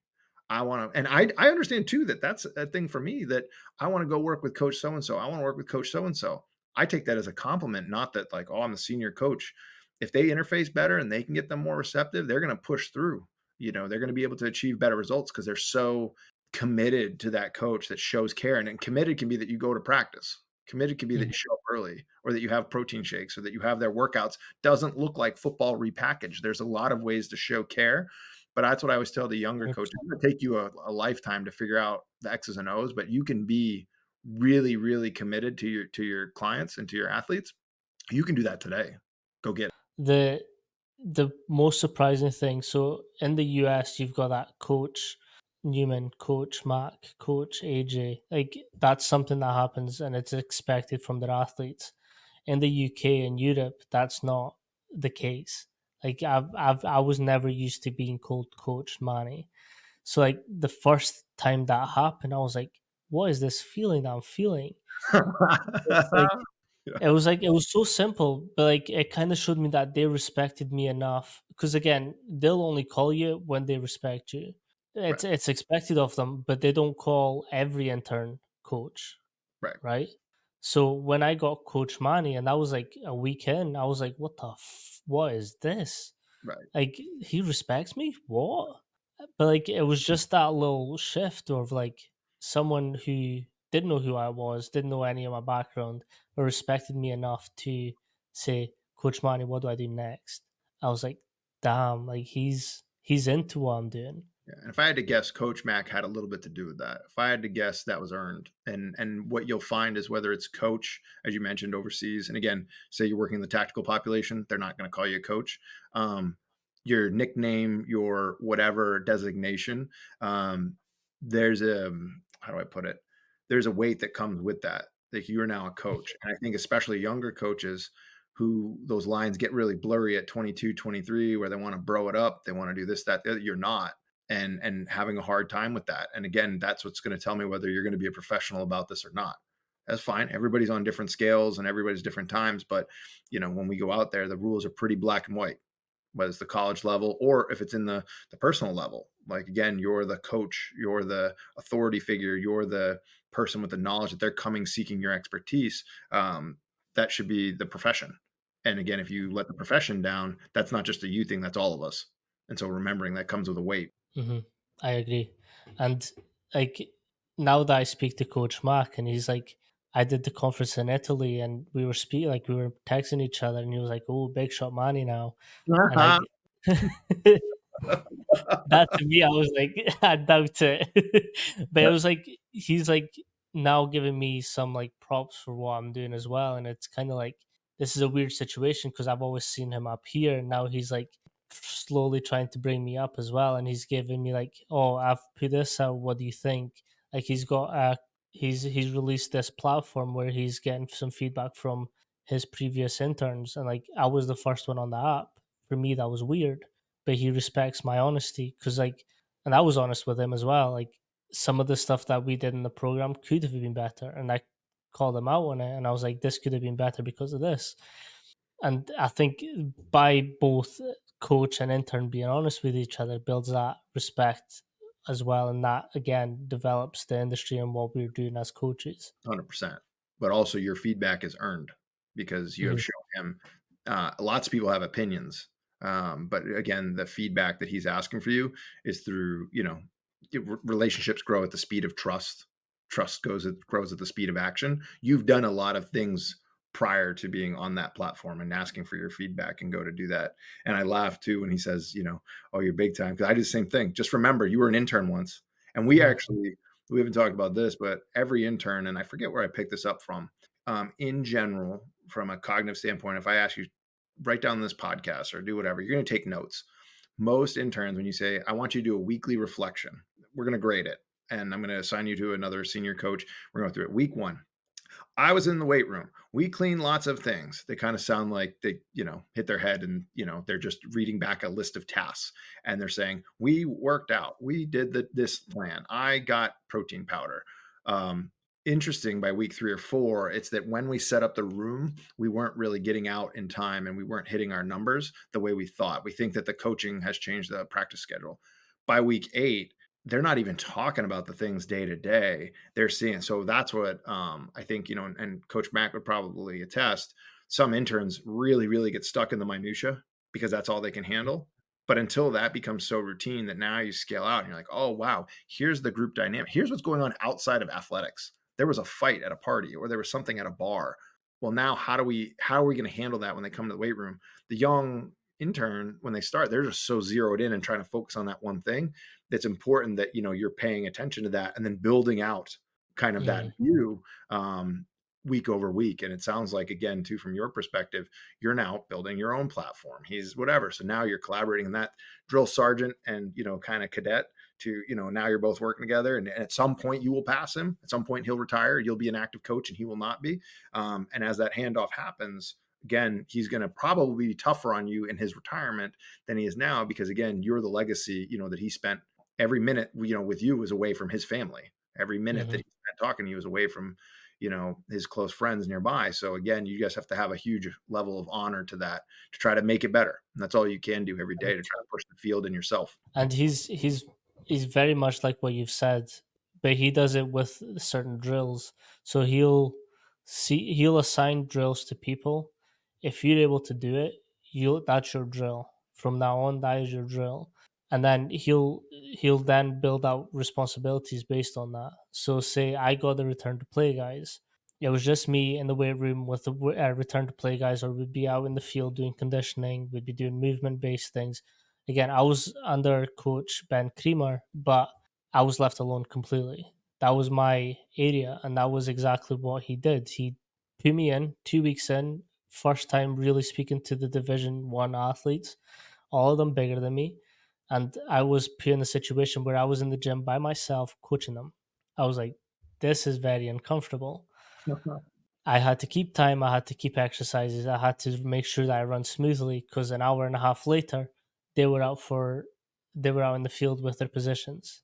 So that was like okay. And there was a point where Coach Ajik walks in and he was like, "Let's go, Coach Manny," and I was like, "I'm doing okay then." Right. Right. But then Yeah. from then, these responsibilities built out. Well, they're earned. You did a good job because, again, it's nice that he said, let's go. But again, I would find it hard to believe that that was an accident. That, when you Mm, run that internship, you need to create an environment where people can learn, but it's got to be an etch a sketch. You're going to make mm. mistakes. You're going to do it. Oh, So I let's made so many, yeah, so many.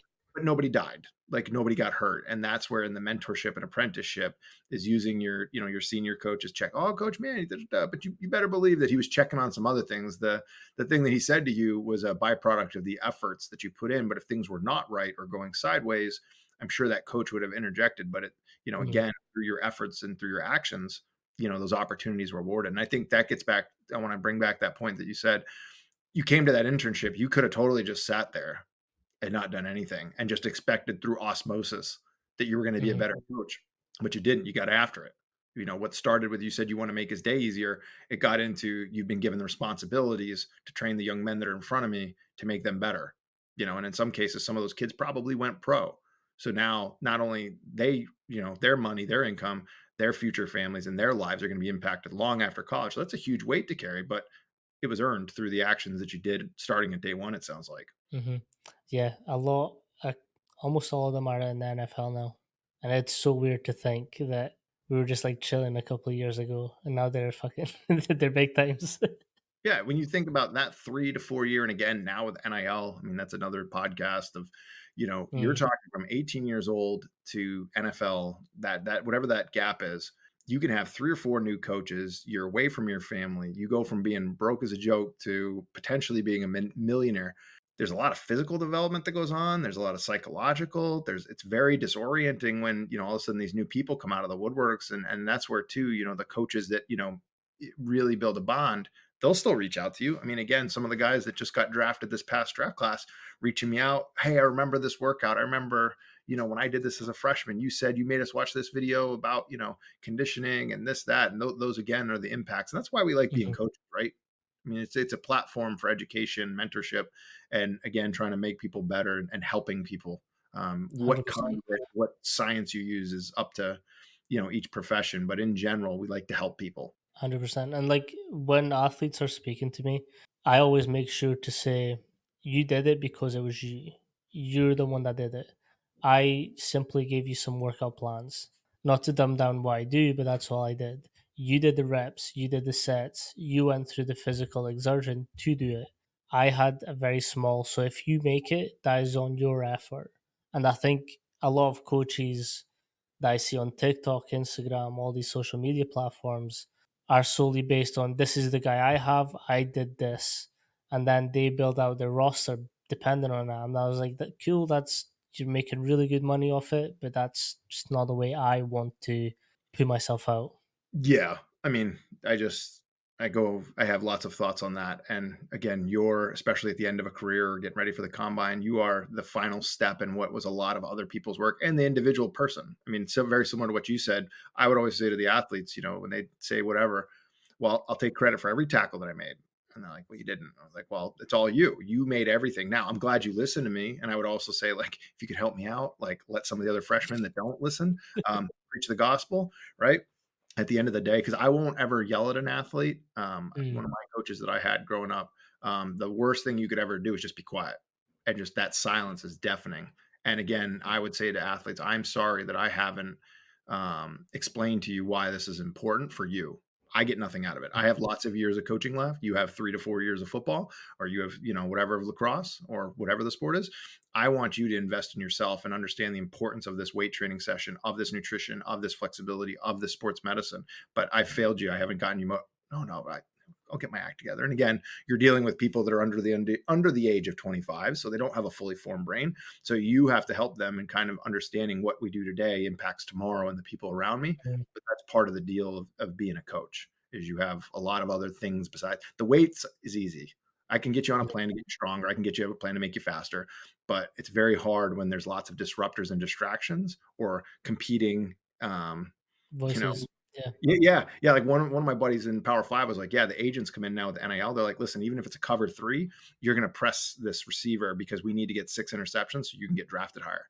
Like, thank God I don't have to deal with that. That's a new dynamic now because they're right. Like at the end of the day, they're trying to get paid. And whether it's through the NIL or up their draft stock, you basically college now is a mess at the highest level. It's free agency every year.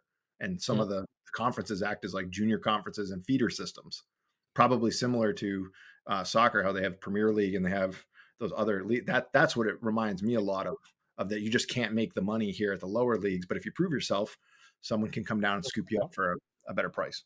I think that's, and I watched the interview with Coach Nick Saban, and that's what he's having a big issue with. It's all of these athletes are more externally motivated by what could potentially happen for them performing, and they're not loyal to that one thing, that one program.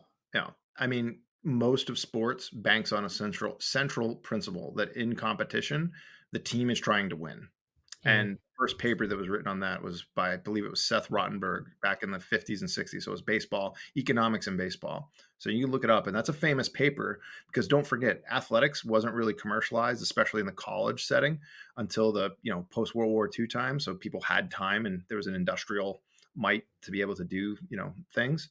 But now suddenly when you go into competition that the goal isn't to win the game, and that's where fantasy sports or kind of this in-game prop gambling. I need this person to get these many touchdowns, this many strikes out, whatever the outcome is. That is a new phenomena for sport to figure out how it's going to handle it. And college, back when Yale and Princeton and Rutgers were playing football, there wasn't the same money. hmm It's not the same now, where you're talking about $1 billion TV contracts. And again, you can get into a debate of what should they make, what then shouldn't they, should everybody at the university get paid, or what is the sport product. But I hope that it gets figured out because my sneaking suspicion is in the next 3 to 5 years, um, it will go one way or another where they're going to have to branch off and have their own league.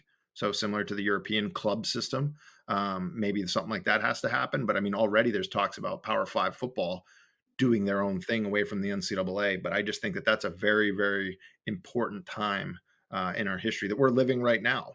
hmm And coaches are going to play a huge role. How would you write a program now for someone in an NIL situation? Go back to UW and do today as it is, or 15 years ago. 15 years ago, I'm going to develop a freshman, sophomore, juniors, whatever. Now you've got 10 months, maybe.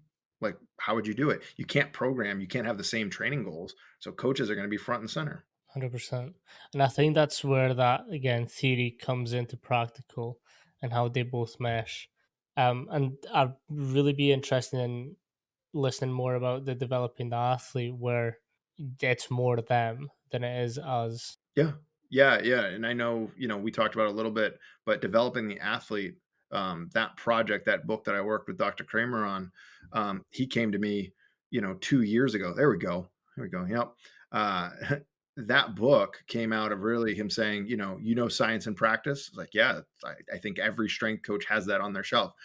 It needs to be better than that. I'm like, like, why are we starting with that goal? Whatever. He's like, no, right now. And if you look at that book cover, that the Mhm, thing on that cover is all those arrows have to be pointed in the right direction. So I ask you right now, if you made one of those arrows, one being sports medicine, one being strength and conditioning, in your current institution, is it pointed in the same direction? Does everybody have the three C's? When I say mhm, we need to develop this athlete, are we all in agreement? And so this book, the hope was is that it could be like almost a field manual for a soccer coach who says, hey, I need to get my support staff organized. Or it's the strength coach saying, hey, you know, sport coach, you have unrealistic goals. I remember one coach told me, he's like, we need to get everybody better. And I was like, cool, let's recruit better players. Everybody jumps like a tomato and they're, 5'10", and all your all Americans are 6'2". Like, we need to change it up and work together and build a roadmap. And I got a message on Instagram from someone in Kenya that said, I mhm, want to get your book to help with my program. And like, that was a huge moment for us, because what we hoped was to make a language. What we hoped was to provide that framework, because you and I can talk rep sets, even kilos and pounds. I can flip in and out of it. You and I know it. But if we go grab, say, I don't know, a curling coach, are they going to know what mhm, training is? And then more importantly, why it matters, and how they're going to support their staff. So in the book, when we talk about the composite, that's that. And we write out, like, you sit with every shareholder in the room, what is going on. Example I can give was that we have injuries that are high, turn to sports medicine. None of the guys come in for treatment. Well, why aren't the guys coming in for treatment? Well, I don't know. Well, come to find out that, if treatment is 10 to 2 and everybody's in class, well, then we you know can't get mhm, treatment. Let's open treatment times in the morning or the afternoon. Wow, guess what? Treatment time, changing the treatment time increased the amount of treatment, and we also reduced the injury. So we didn't need to change the weight training program. We just needed to do some of the corrective stuff. But then if that meeting hadn't happened, I don't know if that would have been as effective. So that's really what our book is about. And then at the end of the day, you're going to make this great plan. You talked about periodization a couple times today. Cool. At the end of the year, did it work? And mhm, I'm not saying it to be a jerk or to have an ego. You said you were going to get people stronger. Can you measure it? You said you were going to get buy-in. Well, you can't measure everything. Well, I don't know. Let's do a survey. Let's talk. Ask your athletes. Get an exit interview. Which coach you mentioned? I want to work with Coach Manny. I don't want to work. Okay. You can either be pissed off about it, or you can say, I need to work on my soft skills. Maybe we need to change it. So the book is really about facilitating conversations. And then we wanted to take it one step further, where we'll be hosting seminars. So what we'll start here locally, kind of in the United States. When I say local, we'll try to cover each coast. But then, the hope is to kind of expand it, because between my experiences, Dr. Radimus's experience, and Dr. Kramer's, there's a lot of research, but there's also a lot of practical. And my hope is that we sit down and we have these seminars. Hey, Coach Manny, give me the 5 things right now that that are really that you're struggling with.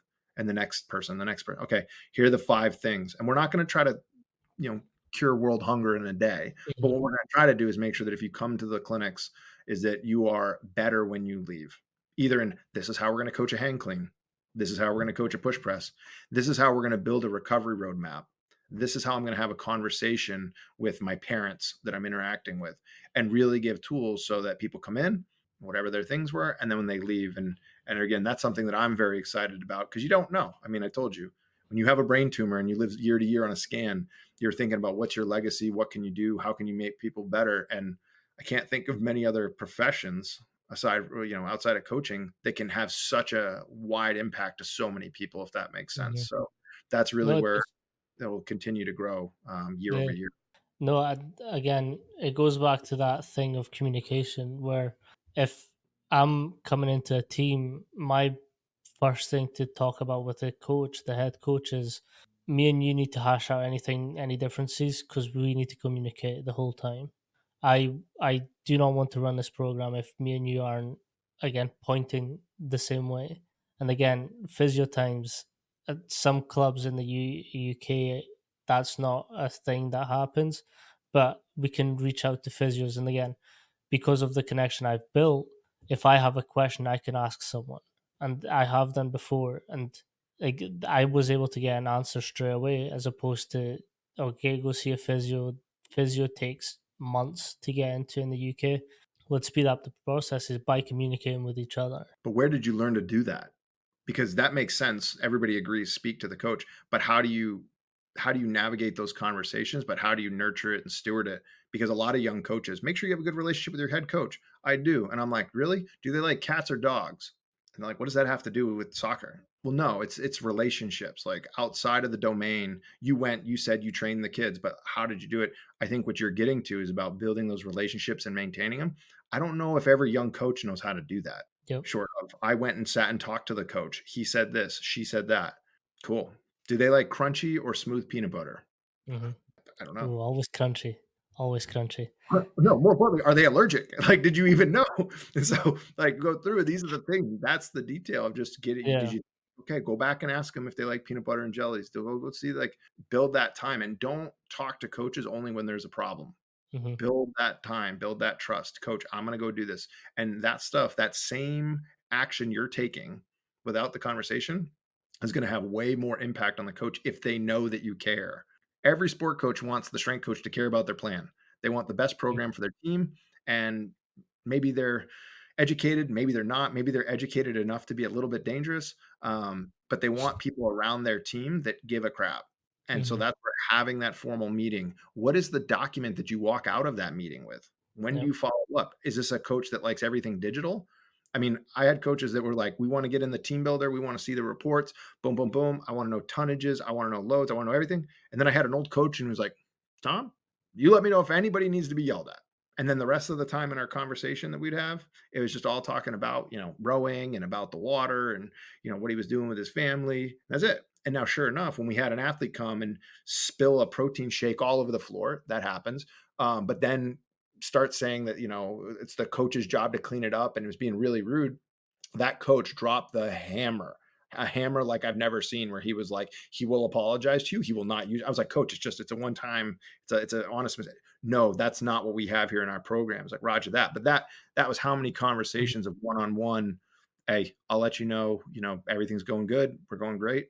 That's what young coaches, you got to spend that time. It's observation as well. And again, it's something so simple that you can pick up if you just watch. But like every coach that walks in the morning, hi coach, how you doing? To each other. No one said it to Coach Mac. And I was like, hey Coach Mac, how's your day? How are you doing today? It's so fucking simple, but no one did it because he demanded this presence. So people were like, oh, he's good. He's walking in, he's Coach Mac, he does what he does, but no one actually stopped him and was like, "Hey, Coach Mark, how you doing today? How was your day?" Yeah. And like, I still remember it vividly. He'd put his hand on my shoulder and be like, "I'm good, Manny. I'm good," and that was it.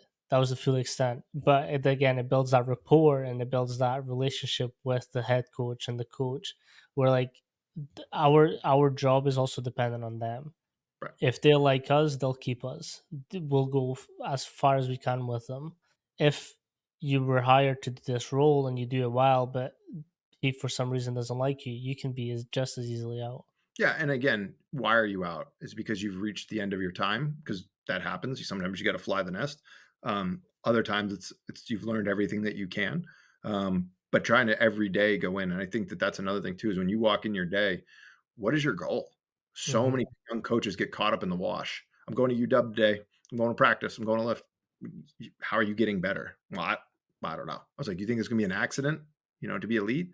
Okay, what's your 15 minutes you're going to do of reading? What's your 15 minutes that you're going to reach out, give someone gratitude? What's the thing that you're going to do today on the floor technically? How are you going to coach this differently? How are you going to listen? I mean, go into a weight room. I want you to coach today, but your hands have to stay in your pockets. You can't use your hands. Try that. Hmm. See how that goes, right? People start flopping around. Or, hey, you need to go in. I just want you to listen to the weight room. I just want you to hear it. Or I want you just to watch, but not say anything. So all of those different domains, those are little things that you got to start compiling day after day. The compound effect is real one way or Hmm. another. And I've seen that where people just, you're going to be a great first assistant. You're going to be an awesome high school coach. You're going to be great. You're great for 4 hours on the floor, but then you get crispy. I needed people that could give me 40 hours of floor time, 8 a.m. to 8 p.m., and be absolutely tough as nails and their programming, their coaching standard of excellence, but also have that soft skill that if something comes up that, they can handle it. And it's not easy, but by definition, being elite shouldn't be for everybody. And you are the 5 friends you surround yourself with. And that's probably, again, what Coach Mack was trying to instill with you, of that, how he carried himself and, did that. You probably didn't know when he had bad days. You didn't know when he was having troubles at home. You just show up and grind. You got to Yeah. do it. And then again, we'll sort it out later, but you are a performer in coaching, whether you like it or not. Yeah. I always say you have to leave everything at the door. As soon as you walk through that doorway, all your problems stop, and you care about those guys that are in there with you. And it's not that it goes away. I think that's an important Yeah, distinction. It's not that your feelings aren't real, but just like a surgeon, can you imagine if a heart surgeon was like, "Man, I'm having a terrible day. Did you see the news?" Like, no, no, no, no. Like, you need to be really focused. Like, you need to be in your game. But that's called being a professional, right? hmm If you can show up on good days and perform, and when you want to, and versus when you don't, like, that's a hobby. That's cool. Like, plenty of people like to lift and dabble in it, but to be a pro, it's day in and day out. I always joke, like, you think Taylor Swift is having an off day? She's like, this Eras tour makes me a lot of money, but I'm going to cut this set short. I'm going to be a little off key. Like, nobody cares. You need to perform, and they're coming to you for a product. And the higher up you go, when Coach Mack was probably an intern, or when he first came out, the stage is a little bit smaller, and that's where you're hmm proving yourself. But by the time you get to be in a director role, and for all intents and purposes on a football team, that's a corporation. The head coach is the CEO, but you're the secondary head coach. You have to instill and, proclaim the values and all that stuff, and you got to get them stronger, and you got to make sure, you have those relationships. So I mean, that's a huge stage, and I've never made it to that level where, again, you're on the TV every single day, that there's a national game, and people are watching that product. So I can't imagine the stress he had, but you probably didn't know. You yeah. just I every was day oblivious to it. be a pro. Yeah, and I think that's a good distinction. And it's just clicked for me. I've had that haha moment where we are pros as well. Like, we are just pro coaching, and that's never really sunk in. I've just looked at it as like, I'm coaching today. I'm potentially making these guys better Or worse, like, or because worse. you weren't organized, because you had an off day, because you ran a little bit late, because you didn't check that number, because, whatever the thing is, there's some interaction you'll have today with an athlete that on some scale can be measured, and you have to go in every day trying to do the best that you can. And it's 100%. tough. And I always had a hard time, though, and this isn't trying to sound like I'm standing on a soapbox. The minute that you think that you're owed a certain team, or that you should be a certain way, that to me is a ginormous red flag, versus being in the service industry of, I'm here to work with my athletes. And I know sometimes the universities can play that out. They're like, all holistic approach, but meanwhile, like, half our staff's on food stamps and they make $20,000 a year, and our interns aren't really learning; they're just being used. I think that um, that idea of a servant mentality doesn't mean that you're just trampled over. It doesn't mean that you should be used and abused. It means that your job literally is to show up today and help the person in front of you, team in front of you, reach a new physiological, psychological, or performance level that they couldn't do otherwise. And the only difference is, if I'm the coach or you're the coach, one of us is getting paid, and the other one isn't. And so, how do you build your brand? And not on social media. I mean, I have, like, Mhm. no media. And actually, some of the athletes that I work with say, we tried to look you up. You don't put much out there, even though you work with all these pro. Yeah, because I'm not here to fanboy my team. I think that if you want to share that we're working together, cool. But otherwise, we're in this to try to help you, not try to, use your brand as well. So I think that's a really important distinction. And you mentioned to it earlier too, that you don't get the warm and fuzzies about that either. On my No, end, yeah. I have to because of the podcast, but I'm not a big fan of social media. Like, if my athletes are doing something cool, I'll repost it. I'll put it in my story, hype them up. But if I could just do that, I would love that. But because of the podcast and my business and all that stuff, I have to be somewhat active on it. But I hate social media. Hate it with It's a just it's passion. Yeah, it's a fine line, because I go through, it's a great platform to get messages out there, but it seems like a lot of people that have a lot of time are putting a lot of things out there where I sit there and be like, I don't really know about that. And especially any of the polarizing content of, you should never do this exercise, or you should do whatever. You're playing Mhm. into the clickbait of the algorithms. And I feel so bad for the upcoming coach right now, because unless they're told to, have a filter, I mean, I remember growing up where, I was stealing journals from the University of Rhode Island kinesiology department, peer reviewed journals or the NSCA or, magazine. There were different kind of gatekeepers to information. Right now, you can go online and find anything you want, right, wrong, or indifferent. And so when you get a young coach who comes in with the latest and greatest, and you're like, yeah, but like you don't even know how to set up the rack. Like you don't know how to auto regulate. They just did 5 reps at 275. What's their max? And they kind of like look at you. And it's like, that's probably more important than, your banded tantrums or your, hamstring curl, whatever. Like get back to the basics, but it's tough. So I actually think that the mentorships are going to become more important because Mm, younger coaches will have to lean on senior coaches that are doing what they want to do to help navigate the space. Because even for me, it's confusing. You mentioned mm, recovery stuff. There's so much recovery stuff out there where, yes, the science is true, but the commercial product isn't validated. So now you're just wasting time. again, it all comes back from like I love speaking to coaches who have been doing it for much longer than I have because although it's most stuff that I've listened to and I've heard, but there's different nuances that coaches have each that can give me a different piece of the puzzle and interpret a different way that now I can become better as well. And like because of the podcast and like if any coach ever messages me, I just info dump them because if they've asked me a question, it's because they're willing to learn. So I will go above and beyond to teach them all that I've learned, in a sense.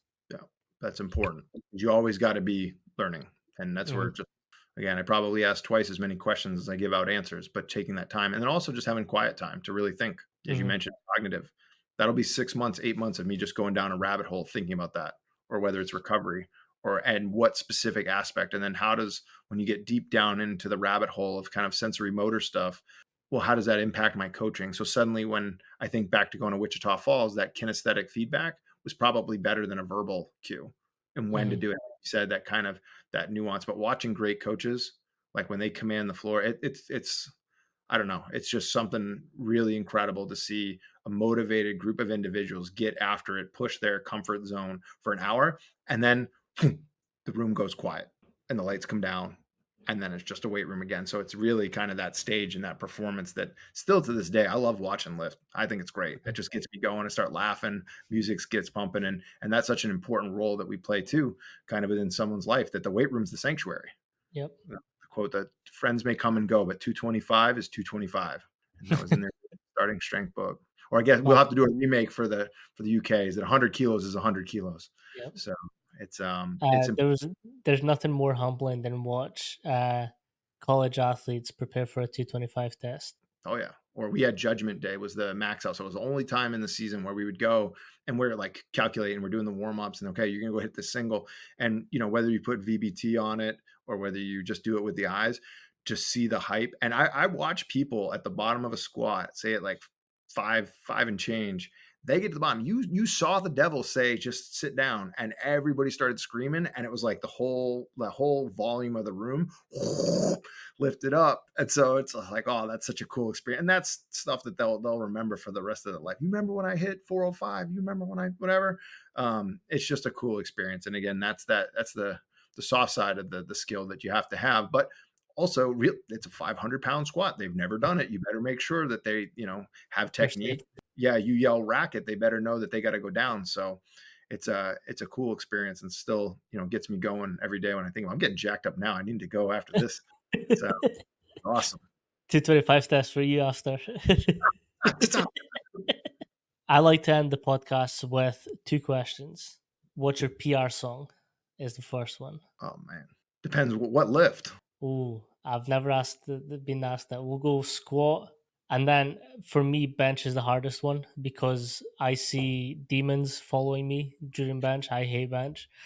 Um, so squat and bench. I don't know. I kind of feel like anything in the like old Metallica pre LimeWire. I'm dating myself, but yeah, Napster. Like Master of Puppets, anything by Zach Wild, any of the pentatonic scales on squat, because you got to dig deep for those. When you get to the bottom, you have to make a conscious choice whether gravity's going to win or not. Bench, I don't know. Again, probably. I mean, anything. I'm probably a little more loose on that. I could go a couple ways, but we'll leave that one with any kind of I'd say metal for any of the lifts. I'll tell you what though, for conditioning and cardio though, you got to have something with 100 and 180, 160 beat per minute. Otherwise, you Mm. just feel like yourself slowing down. Your cadence matches up to the audio. So I definitely need something with a beat for anything conditioning. So I've got two different types of conditioning. I've got long conditioning where I'm doing like hours, hour plus, and I just like to do that. Here, that's really unfortunate to hear that you're doing conditioning Yeah. for hours and hours. That's not, you shouldn't punish yourself. So I do that because of the dark side. That's the sole reason. I've once sat on a bike for 2 hours just pedaling, and I was like around about yellow to red zone heart rate the whole time. It was fucking. I hated it. I hated every second. I would obviously dip to catch my breath a little bit, but I was in between that zone the whole time, and I can pull up the thing as well. But and that slower cardio days, I like that for some reason. Chris Brown does it, and I There you don't know why. I don't know why. I hate that he gets me there, but he gets me there. And then Zach Bryan is actually a really good one for short, sharp conditioning. I'm just like 10 seconds on, 10 seconds off. Fucking go, let's go, Zach. Yeah, I'll do anything just high tempo. You take your go to Spotify, 180 beats per minute playlist, and just let it rip. Because I won't be paying attention. And often too, I find especially now, so some of the Tabata protocols, the 2010s, some of the other ones when we have the ladders, we'll often pair that with the cognitive. So any audio is Mm, just serve as a distraction so that we can do kind of visual stuff. So it might be, on an iPad, or it might be doing some sort of card game, might be doing whatever, and then hop back on. So in the short bursts, and then on long distance ones though, in the off chance that I had to do something longer than 6 to 8 seconds, uh, on bike riding, I can get into even the podcasts. So trying to mm, think about just something else, and kind of again at 130, 140 beats per minute, we're just rolling. So and it's kind of fun. So I would just say on any of those long bike rides, that's what I would be thinking. perfect. A last question. Was a piece of advice you would give new coaches wanting to come into this industry or just new coaches in this industry? Stay humble and hungry. You're going to find people that have one, maybe both sometimes, but then to maintain it, and it's not a you make a decision stage. You got to every day. You got to earn it. So the humble and hungry, and I would challenge them if they're in my face, forward facing. How did you make it better? Were you humble? Did you listen? Did you take a program and tweak it again? Did you run its course? Did you ask the creator? Did you research it? Or are you just trying to make it your own? I mean, I think about when Coach Poliquin talked about just because you wear your underwear on the outside of your pants doesn't make it better. It's Mm, different. And that's what I see a lot right now. People are just rushing to do their own thing. They're rushing to do whatever, where there's literally, we have hundreds of years of physical training and physical culture that you need to research and do your history on. And there's nothing wrong with the sushi one on I'm forgetting the name on Netflix where they talk about making the sushi. hmm. So that Yeah. you want to talk about, yeah, 25 years. The dad didn't let him touch the fish. He had to cook the rice. That's how perfect the rice had to be. 25 years of cooking rice. And so I'll often say to young coaches, cook the rice, make it perfect. I want to walk in and see that everything's perfect, and now we can go and talk. And what happens is the good ones, they're so hard on themselves, you have to like pick them up because they're so analytical, which is fine, I'll take that. And then the hunger has to be a better coach, to the people that you serve, not hunger being fame and clicks. I don't know at what point, like, I remember on one interview someone was saying like, well, if they don't have a blank amount of followers, they're not an influencer. And it's like, well, I don't know if I necessarily agree with that. Some of the best coaches I know can't even log onto the computer.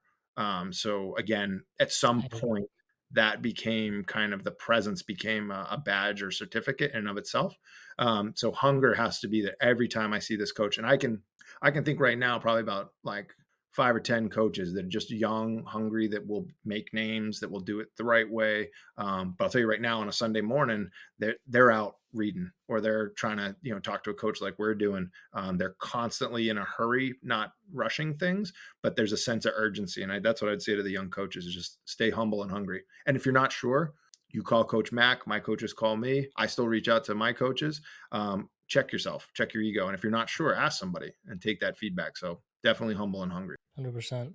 What is the best way that you've found to humble yourself when you're coaching X amount of teams and these pro athletes and where all the cool things that you're doing? I talked to Dr. Kramer within 30 seconds. I feel like a complete moron. when he says, when Borg and I were talking about building a scale, and you're like, oh, or what do you mean you don't understand the action potential? Don't you know what happens at the cellular level with the sarcomere and this? Well, how does that front squat deviate and, kind of the central nervous system's perception? And, you need to really go like, Roger that. So that's where what I can say though every day is that whether it's to him or to any of my mentors, I'm talking to Mark, I have done my homework, and it's okay too to not have an answer. I think younger, I was ready to give a quick answer or response, but it's like it can be rhetorical. You can just sit there and marinate, and I might come back 6 months later and be like, "That's why you did the drill." And the coaches I work with are like, "Yeah, no, you thought that through," and because they'll at this point give me things to challenge. I don't. Have you ever programmed off time? Have you ever done time sets? So we're gonna do squats and we're gonna do push-ups for 30 seconds, and then Hmm. you're gonna do the next thing. So just off time. So what was my first answer? Yes. Well, what RM? What percent? Nope, doesn't matter. Do the time. At what point is that time inflection? At what point does that training density? And it probably was a good 6 months where I was like, "But I get it. I understand what's going on here." But if I had not been a receptive student, I would have just been like, time is time. Like, no, there's a reason why you're telling me this, and trust in that process to make myself better. And so using time sets and elements are something that I've added into the program, but that was through those conversations. So definitely any of the mentors, I get checked so fast, you have no idea. But that's why I get it. I come out, I start the day with, I know that I have so much more to do. I got stuff to read. I'm falling behind, and the final product, I'm going to try each day to get better, but never sitting back and saying, it was the best was Yale, the best was Salve, the best was URI. No, how do we, for every client that we represent, how do we make sure we're giving them the absolute best, and, keep pushing forward? No, 100%. I agree. I have a very loving sister that loves to humble me. And I also remember the hometown I grew up in. I think those two are quickly humbling projects for me. No doubt. But it makes you better. And that's the thing, is that, again, if you're a student of the game, being humbled shouldn't intimidate you or piss you off. It should motivate you to try to be even better. 100%. And again, it's that what exactly what you said. There's always something you can do better. But it's also, again, a good skill to have is knowing when to back off a little bit, be a little bit nicer to yourself. Okay, I have done okay. There's some things that could change. Agreed. 100%. Perfect. Thank you so much for coming on, Thomas. We're 3 hours 10 minutes in. Let's I go. appreciate PR. you. We love those PRs. We love chasing them. No, Yep. thank you so much for your time. If you could let everyone know where they can catch you and can catch the book as well. Yeah, so super easy. Just go to newmanhp.com. So that's our site that we have for our athletes, but also for our forward facing coaches. Any questions you have from the podcast or just in general, that's probably the best way to be able to connect with me. Also have Instagram, even though I'm terrible at it, but that's just newman.hp. But certainly happy to reach out for anybody to the website, answer any questions you have, and again, pay it forward. Perfect. And the book is also on Amazon. Yep. So If you anybody, international distributors, everyone should get it. If you can't get it, shoot me an email. But again, we can send to Kenya, we can send to anywhere in Europe, and anywhere in Asia. So happy to help if anyone's having any trouble. Perfect. Appreciate you so much for coming on, and we'll catch you next time. Peace.